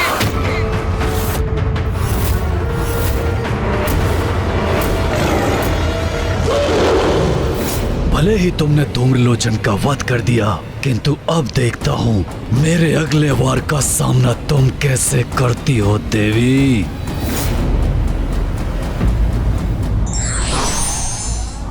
कोई कितना भी शक्तिशाली हो, अहंकारवश वो यदि अपनों के सुझाव पर ध्यान नहीं देता, उसका सर्वनाश निश्चित है। विश्वास नहीं होता, एक स्त्री ने वध कर दिया धूम्रलोचन का। महाशक्तिशाली महायोद्धा धूम्रलोचन का वध एक स्त्री कैसे कर सकती है? कैसे कर सकती है? ये कैसे संभव है? जिस सत्य को आप नकार रहे थे वो आपने सुग्रीव के मुख से भी सुन लिया असुर महानायक। अब तो अपने हट को त्याग दीजिए। आप देवी कौशिकी से उलझने की भूल मत करिए।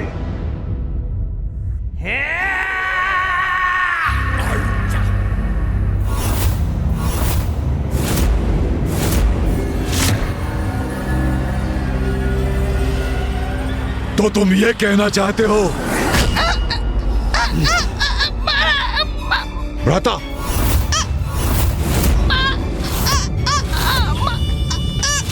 अत्यंत शक्तिशाली महायोद्धा सेनापति धूम्रलोचन का वध एक तुच्छ अबला नारी के हाथों हुआ और तुम मुझे यह समझाने का प्रयास कर रहे हो। तुम्हारी बुद्धि क्या भ्रष्ट हो गई है और तुम ये समझ रहे हो कि मैं तुम्हारे मिथ्या कथन पर विश्वास करूंगा। तुम्हारे कपट वचनों से मैं भ्रमित हो जाऊंगा। तुमने ऐसी कल्पना भी कैसे की? हाँ, मैं सत्य कह रहा हूँ महाराज, वो नारी अवश्य है पर अबला नारी नहीं। प्रचंड शक्तिशाली है, स्वामिनी है वो। उसने आपके लिए भी एक संदेश भेजा है। संदेश? कैसा संदेश? भ्राताशुम, इसे मुक्त कीजिए ताकि हमें ज्ञात हो सके कि क्या संदेश लेकर आया है।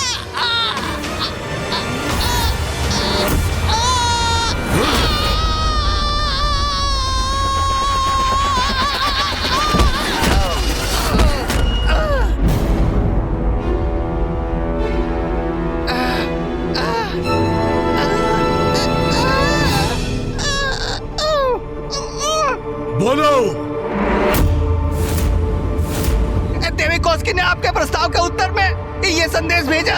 जाओ और जाकर अपने स्वामी को मेरा संदेश दो कि मैं विवाह उसी योद्धा से करूंगी जो मुझे युद्ध में पराजित करने में सक्षम होगा।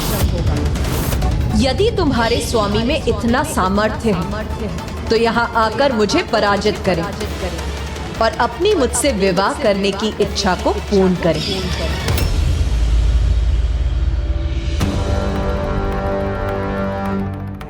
युद्ध करेगी वो स्त्री भ्राताशुम से? ये संदेश भेजा है उसने। देवी शक्ति से युद्ध का परिणाम तो भयंकर ही होगा। भ्राताशुम, ये संदेश नहीं है, ये तो चुनौती है उसकी आपके लिए। प्रतीत होता है ये स्त्री चतुराई कर रही है। उसने ये प्रपंच इसलिए रचाया ताकि वो स्वयं को आपसे ऊपर रख सके। जात है उसे, अत्यंत सौंदर्य संपन्न है वो, बस उसी का अहंकार दर्शा रही है। ये क्या कह रहे हैं सभी?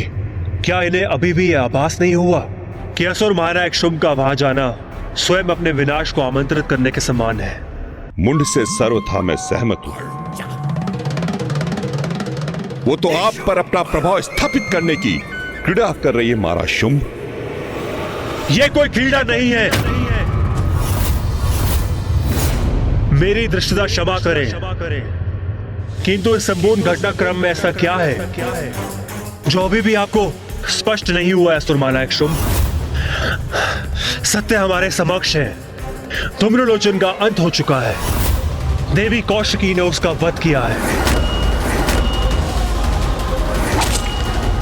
और अब वो आपको युद्ध के लिए ललकार रही है। और आप अभी भी नहीं समझ पा रहे हैं कि वो कोई साधारण स्त्री नहीं है, अपितु पराअंबा है। मैं तो आपको कब से यही समझाने का प्रयास कर रहा हूं कि उनसे उलझना उचित नहीं है, क्योंकि जो दुर्दशा आज धूम्रलोचन की हुई है वो कल हम सबकी भी हो सकती है। और मैं तुम्हें कितनी बार समझा चुका हूं रक्तबीज कि मैं असुर महानायक शुंभ किसी स्त्री के समक्ष नहीं झुकूंगा। किसी अबला नारी का शरणागत कभी नहीं बनूंगा मैं, कभी नहीं, कदापि नहीं। रक्तबीज, तुम जैसे सहयोगी तो कदाचित शत्रु से भी अधिक घातक हैं, क्योंकि युद्ध के पूर्व ही तुम पराजय की घोषणा कर रहे हो। तुम्हें लज्जा नहीं आती? इतने बड़े शक्तिशाली असुर होकर भी भीरुता का प्रदर्शन कर रहे हो तुम। उस देवी से तो तुम्हें युद्ध के लिए तत्पर होना चाहिए रक्तबीज, भागने या छुपने या समर्पण करने के लिए नहीं। यदि यह स्त्री क्रीड़ा की इच्छुक है तो मैं इसके साथ क्रीड़ा अवश्य करूंगा, परंतु ये क्रीड़ा उसके नहीं मेरे अनुसार होगी। अपने अपार सौंदर्य पर उसे बहुत गर्व है ना, उसी के बल पर मुझे अपने घुटनों पर झुकाना चाहती है ना, और चाहती है कि मैं स्वयं उसके पास जाऊं और उसे विवाह के लिए मनाऊं।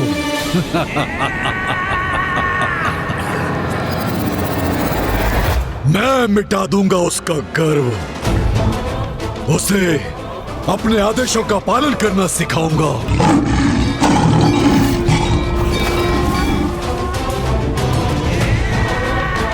असुर महानायक शुंभ की पत्नी बनना है तो उसे मेरे शीश पर नहीं, मेरे चरणों में वास करना होगा।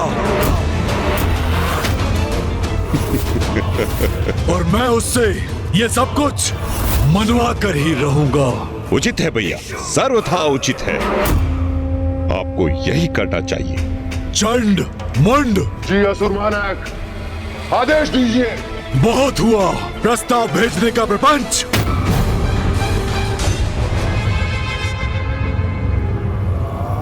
जाओ और उस नारी को बंदी बना कर लाओ मेरे समक्ष यहाँ, और उसे स्वीकार हो या अस्वीकार, मैं उसे बलपूर्वक विवाह करके ही रहूंगा।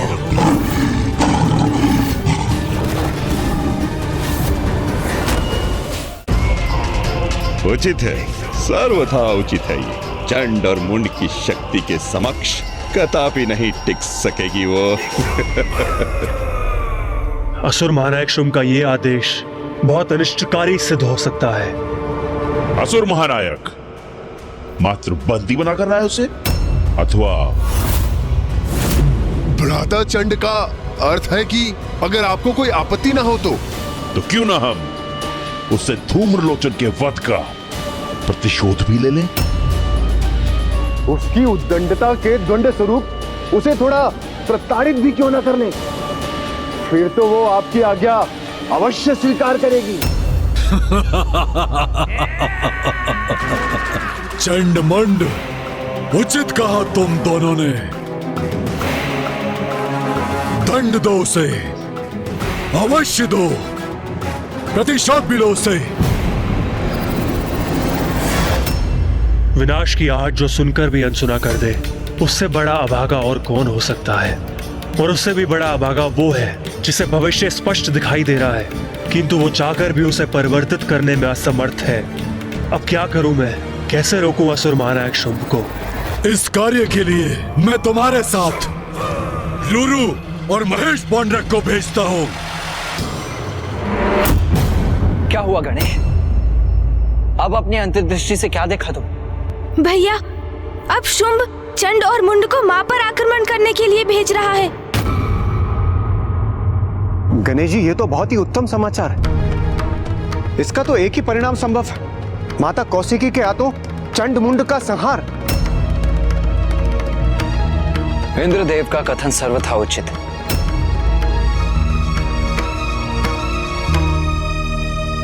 किंतु तुम क्यों चिंतित प्रतीत हो रहे हो गणेश? चंड और मुंड की शक्तियों से तो हम भली भांति परिचित हैं भैया, किंतु शुंभ ने अन्य दो असुरों का भी आवाहन किया है, रुरु और महेश पौंडरक।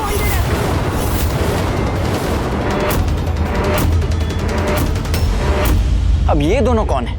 ये तो मुझे भी ज्ञात नहीं है भैया, किंतु शीघ्र ही उन दोनों का भी पूर्ण परिचय ज्ञात कर लूंगा मैं।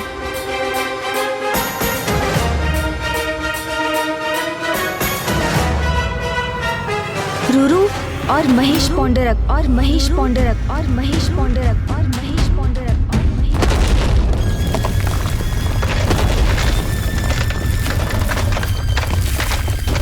रुरु, रुरु,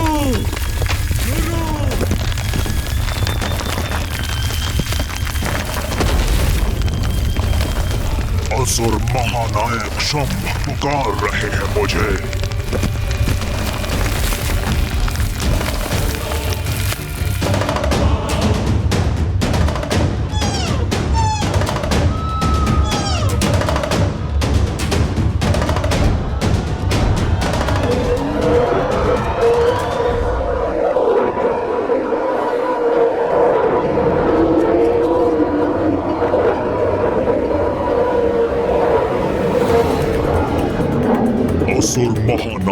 शुंभ, आपने आवाहन किया है मेरा।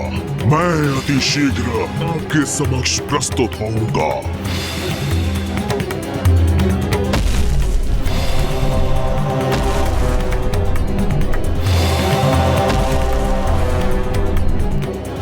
महेश पौंड्रक!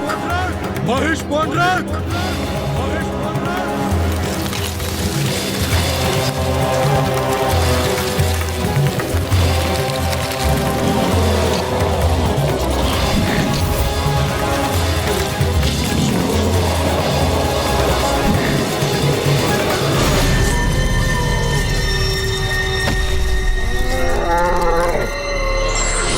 असुर महानायक शुंभ, मैं महेश पौंड्रक अभी आपकी सेवा में प्रस्तुत होऊंगा।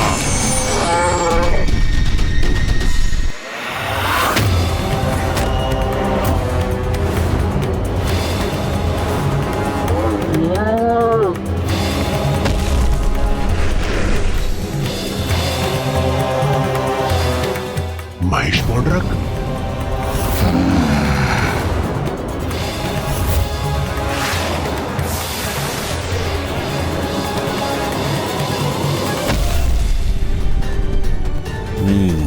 तो ये हैं रूरू और असुर महानायक शुंभ, आपने अवश्य किसी विशेष प्रयोजन से हमें यहाँ बुलाया है।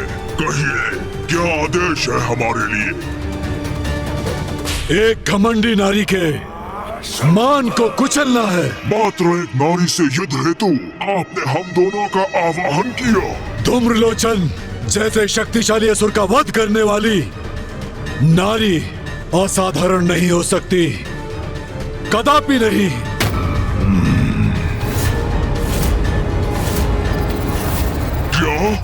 ये क्या सुन रहा हूँ मैं?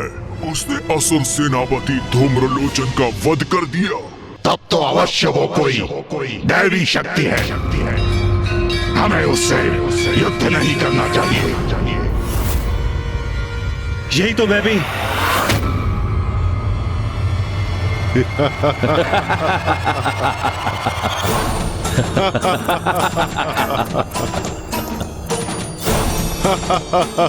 यहाँ कोई प्रयास हो रहा है क्या, जो तुम हंसने लगे हो? नहीं असुर महानायक, किंतु मैंने तो आपसे पूर्व ही कहा था कि उस दुष्ट नारी को उचित पाठ सिखाने के लिए चंड और मुंड ही पर्याप्त हैं।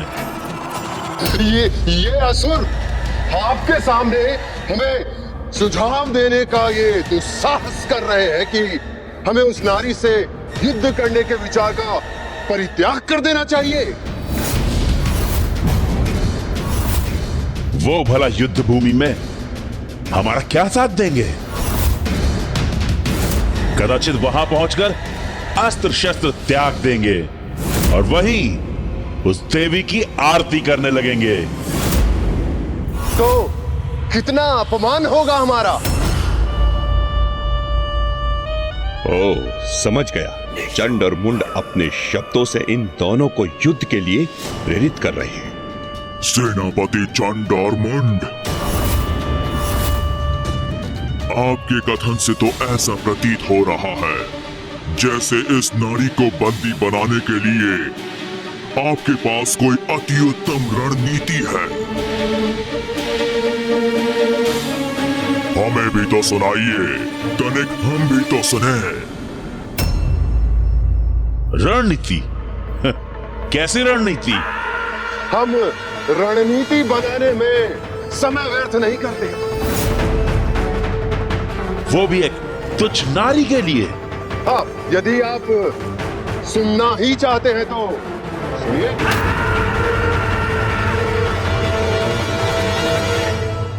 जैसे ही हम उस स्त्री के निकट पहुंचेंगे, हम उसे एक अंतिम चेतावनी देंगे जो उसके लिए समर्पण कर हमारी बंदी बन हमारे साथ आने का अंतिम अवसर होगा।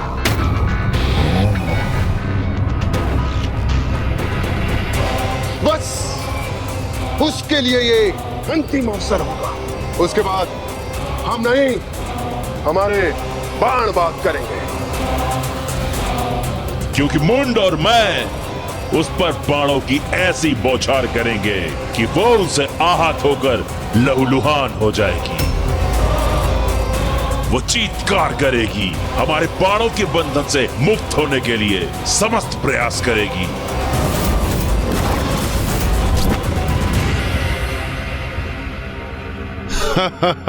अपने कोमल कोमल हाथों से अपने बाणों को हटाने का प्रयत्न करेगी। तब मैं और चंड उस पर अपने विद्युत पाश फेंककर बंदी बना लेंगे। फिर हम अपने विद्युत पाश खींचेंगे जिससे वो बाणों के मध्य से होते हुए ऊपर की ओर उठेगी, जिससे उसे अपार पीड़ा होगी और वो चित्कार करेगी और उसकी चित्कार उन पर्वतों में गूंज उठेगी और उसकी वो चीत्कार की गूंज हमें अत्यंत आनंद देगी। फिर उसे मैं पुनः पृथ्वी पर फेंकूंगा और मैं उसके केश थाम लूंगा। वो रुदन करेगी, सिसकियां भरेगी और तब हम उसके भयभीत आतंकित आंखों में देखकर गर्जना करेंगे और उससे कहेंगे कि देखा तुमने हमारे असुर महानायक शुंभ के प्रस्ताव को अस्वीकार करने का परिणाम।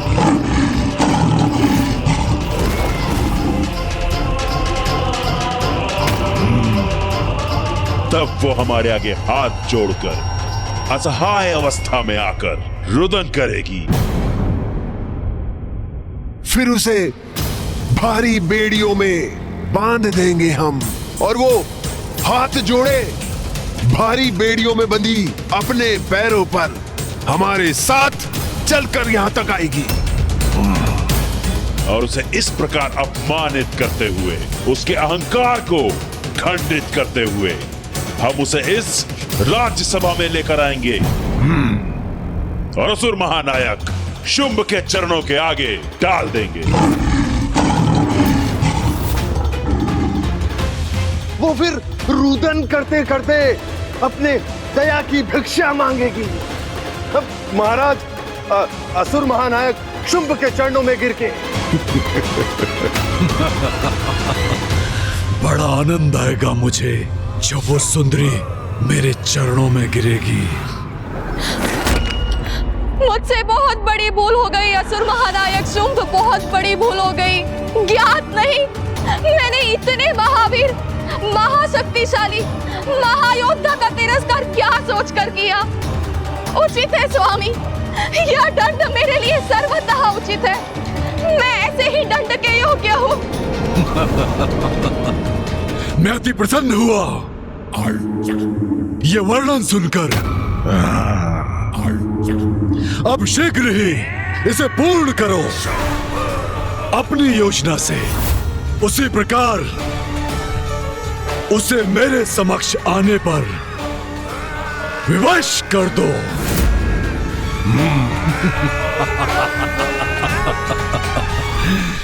जाओ।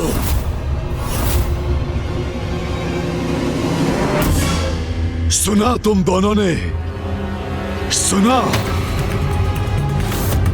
मैं चंडमुंड की तरह सभी असुरों में एक आत्मविश्वास चाहता हूं। यदि तुम भीरू हो, अक्षम हो, तो स्वीकार करो कि तुम असुर महानायक के विश्वास के योग्य नहीं। अन्यथा मेरे आदेश का पालन करो। जाओ, उस नारी को बंदी बनाकर मेरे समक्ष यहाँ प्रस्तुत करो। जाओ। राक्षस संस्कृति से बंधे हम असुर योद्धा हैं। असुर महानायक के आदेश का पालन कर उनके और असुरों के प्रति अपने दायित्वों का निर्वाह हमारा परम कर्तव्य है। असुर महानायक शुंभ, आपकी सेवा ही मेरे जीवन का एकमात्र उद्देश्य है। यदि आप चाहते हैं कि मैं उस देवी के साथ युद्ध करूं, तो फिर उचित है, युद्ध होगा।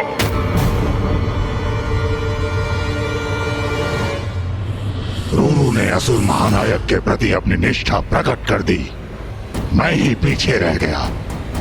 नहीं, मैं भी भीरू नहीं, यह भी प्रमाणित कर दूंगा। असुर महानायक, मुझे मेरा अधूरा कथन पूर्ण करने दीजिए।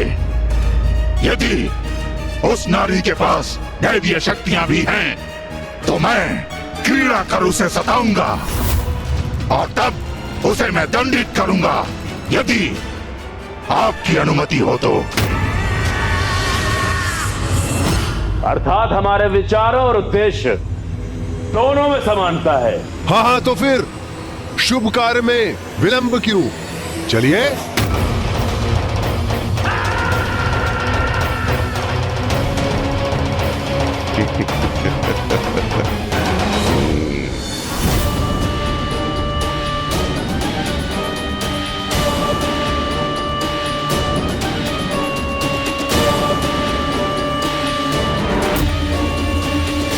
यहाँ जो भी हो रहा है उचित नहीं है। इसका दुष्परिणाम निकट भविष्य में हम असुरों को अवश्य भुगतना होगा।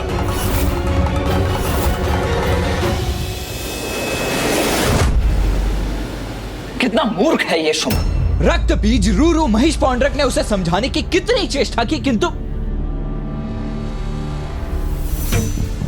उसे चेतावनी तक दी कि मां के विरुद्ध जाने का भयंकर परिणाम होगा, किंतु फिर भी उसने अपने असुरों को मां के साथ लड़ने भेज दिया। ये सब तो माँ की ही लीला है भैया। उन्होंने मुझे धूम्रलोचन को उनके निकट लाने का जो उत्तरदायित्व सौंपा था, वो मैंने पूर्ण किया। अब शेष इसी प्रकार से धूम्रलोचन के वध के पश्चात चंडमुंड का भी भयंकर परिणाम होने वाला है।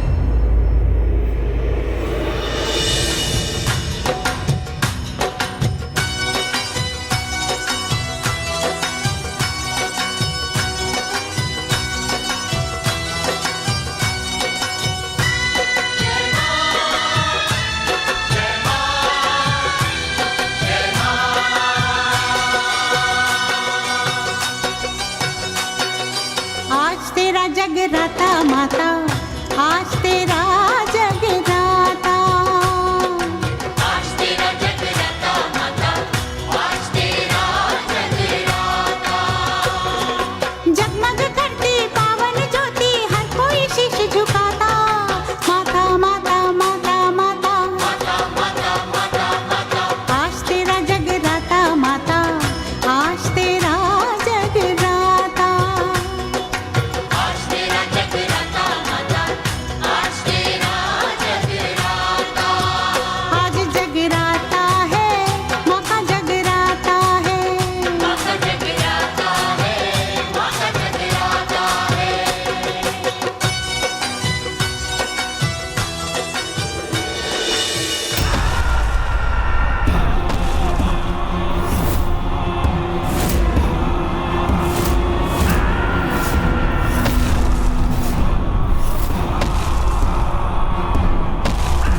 अब ये कैसे दूध भेजे हैं शुंभ ने?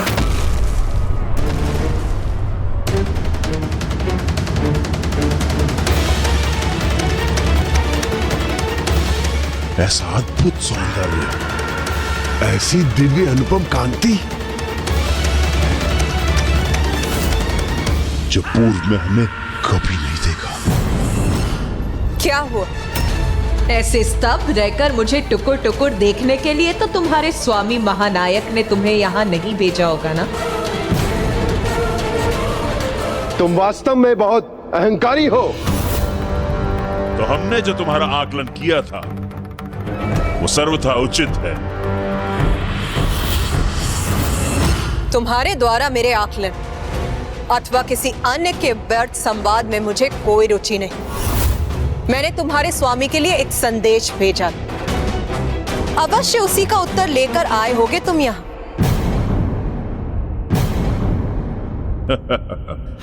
तुम्हें क्या वास्तविक में ऐसा लगा कि तुम्हारी इस तुच्छ सी चुनौती का उत्तर देंगे असुर महानायक? हाँ, सुनो, अब अपना ये स्वांग त्याग कर चलो हमारे साथ, क्योंकि तुम्हारी उद्दंडता को अनदेखा कर तुम्हें क्षमा कर हमारे स्वामी अभी भी तुमसे विवाह करने के लिए तैयार हैं। तुम्हारे इस कथन में तो कुछ भी नवीन नहीं। ये तो उस असुर ने भी कहा था जो तुमसे पूर्व यहाँ आया था। उसका क्या परिणाम हुआ ये तो तुम्हें ज्ञात ही होगा। कदाचित इसीलिए इतनी विशाल सेना लेकर तुम इतनी सी बात कहने यहाँ आए। इस अभिमानी नारी को हमारी सेना के सामर्थ्य का आभास नहीं है। ये तो हमारी बातों को वायु में उड़ा रही है।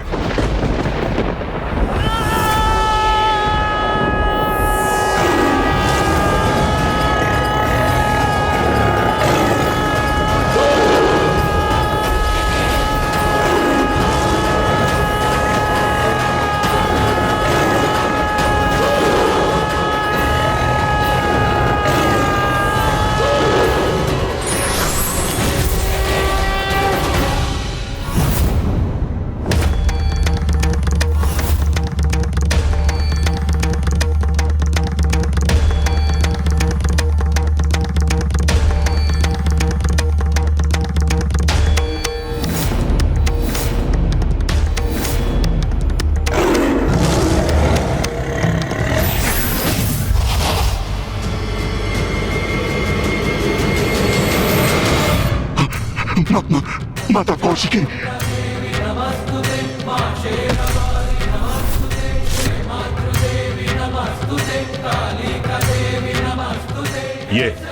ये क्या कर रहे हो तुम दोनों?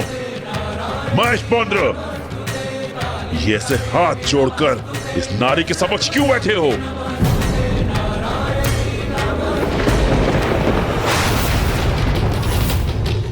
आपने हमें यह तो बताया ही नहीं कि जिनसे हम युद्ध करने यहाँ आए हैं वो और कोई नहीं, स्वयं जगत जननी माता कौशिकी है।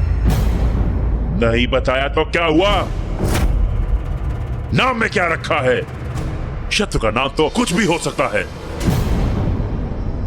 ऐसा मत कहिए, वो कुपित हो जाएंगी, क्योंकि उनके प्रति बहुत ही दृढ़तापूर्ण है आपके ये वचन। ये क्या कह रहे हो तुम? असुर महानायक के सामने तो बहुत बड़ी बड़ी बातें कर रहे थे तुम। कदाचित आपको ज्ञात नहीं, असुर सेनापति मुंड कितने असुरों का वध किया है माता ने। एक बार माता ने एक असुर को पछाड़ पछाड़ कर उसका वध किया और फिर उसके शव को एक फंदे से बांधकर ऐसा फेंका कि वो शव मेरे ऊपर आकर गिरा। एक बार तो माता ने सहस्त्र असुरों की विशाल सेना का अंत कर उसे मेरे ही दलदल में फेंक दिया था।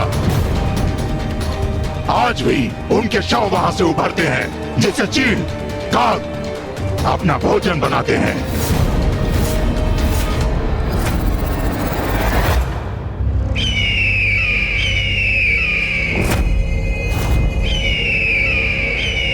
अरे इन्होंने नाम लिया नहीं और ये प्रस्तुत हो गए।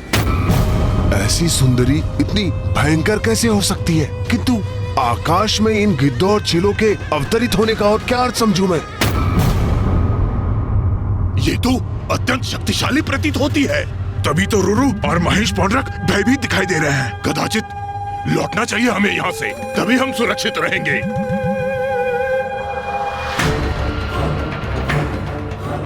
इस मूर्ख असुर ने हमें पूर्व में ही इस नारी के बारे में बता दिया होता तो हम और सटीक योजना बनाते। अब क्या करें हम? इस प्रकार यहाँ आकर युद्ध भूमि से लौट भी नहीं सकते। एक दो पाश तो हमें इस पर फेंकने ही होंगे।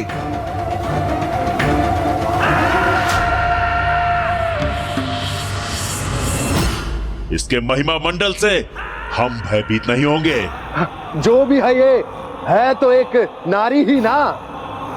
और हम बलशाली असुर सेनापति चंड और मुंड।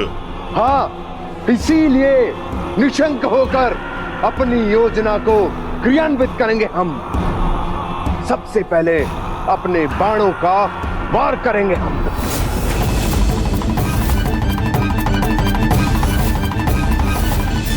देवी अवश्य तुम्हारे बाणों को नष्ट विनष्ट कर देंगी। ये इतने विश्वास से कह रहा है। तो क्या ये सत्य है? क्या ये वास्तव में हमारे बाणों को नष्ट कर देगी? हम दोनों तो माँ के विरुद्ध जाकर उनसे नहीं लड़ रहे, किंतु आप दोनों को योद्धाओं का धर्म निभाना ही चाहिए। जैसा आपने असुर महानायक के राजभवन में कहा था, वैसे ही अपना पाश फेंककर इन्हें बंदी बनाने का प्रयत्न कीजिए। जिन्हें वो अवश्य चीर देंगे। ये किसे भेज दिया असुर महानायक ने हमारे साथ? हमारा साहस बढ़ाने आया है ये, अथवा उसे खंडित करने? नहीं, इन दोनों को अनसुना करना होगा हमें। मूर्ख असुरों, मुझसे युद्ध करने आए हो तो युद्ध करो, ऐसे भीरू बन के क्यों खड़े हो? आओ युद्ध करो मुझसे।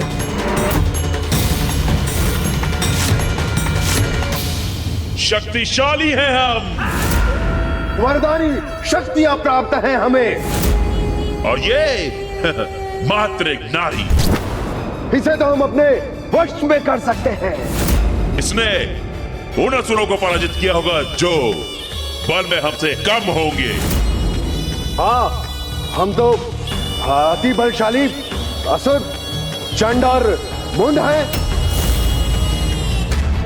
असुर सैनिकों, यही है वो अहंकारी नारी जिसने हमारे असुर सेनापति धूम्रलोचन का वध किया था। यही है वो नारी जो बार बार हमारे असुर महानायक का अपमान करती है। जाओ सैनिकों, जाकर अपनी शक्ति का परिचय दो, उचित पाठ पढ़ाओ और खींच के लाओ इसे हमारे कदमों में।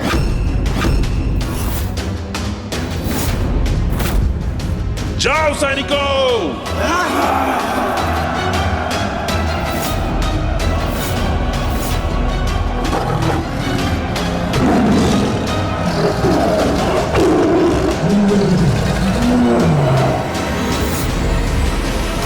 अब चंड और मुंड ने अपनी समस्त सेनाओं को मां पर आक्रमण करने के लिए भेज दिया है। कितने भीरू हैं ये दोनों! मां से स्वयं युद्ध करने के स्थान पर अपने सैनिकों को मृत्यु के मुख में प्रविष्ट कर दिया उन्होंने। मैं यहां खड़े रहकर ये सब होते हुए नहीं देख सकता। मैं अभी जाकर उस असुर सेना का विनाश कर दूंगा।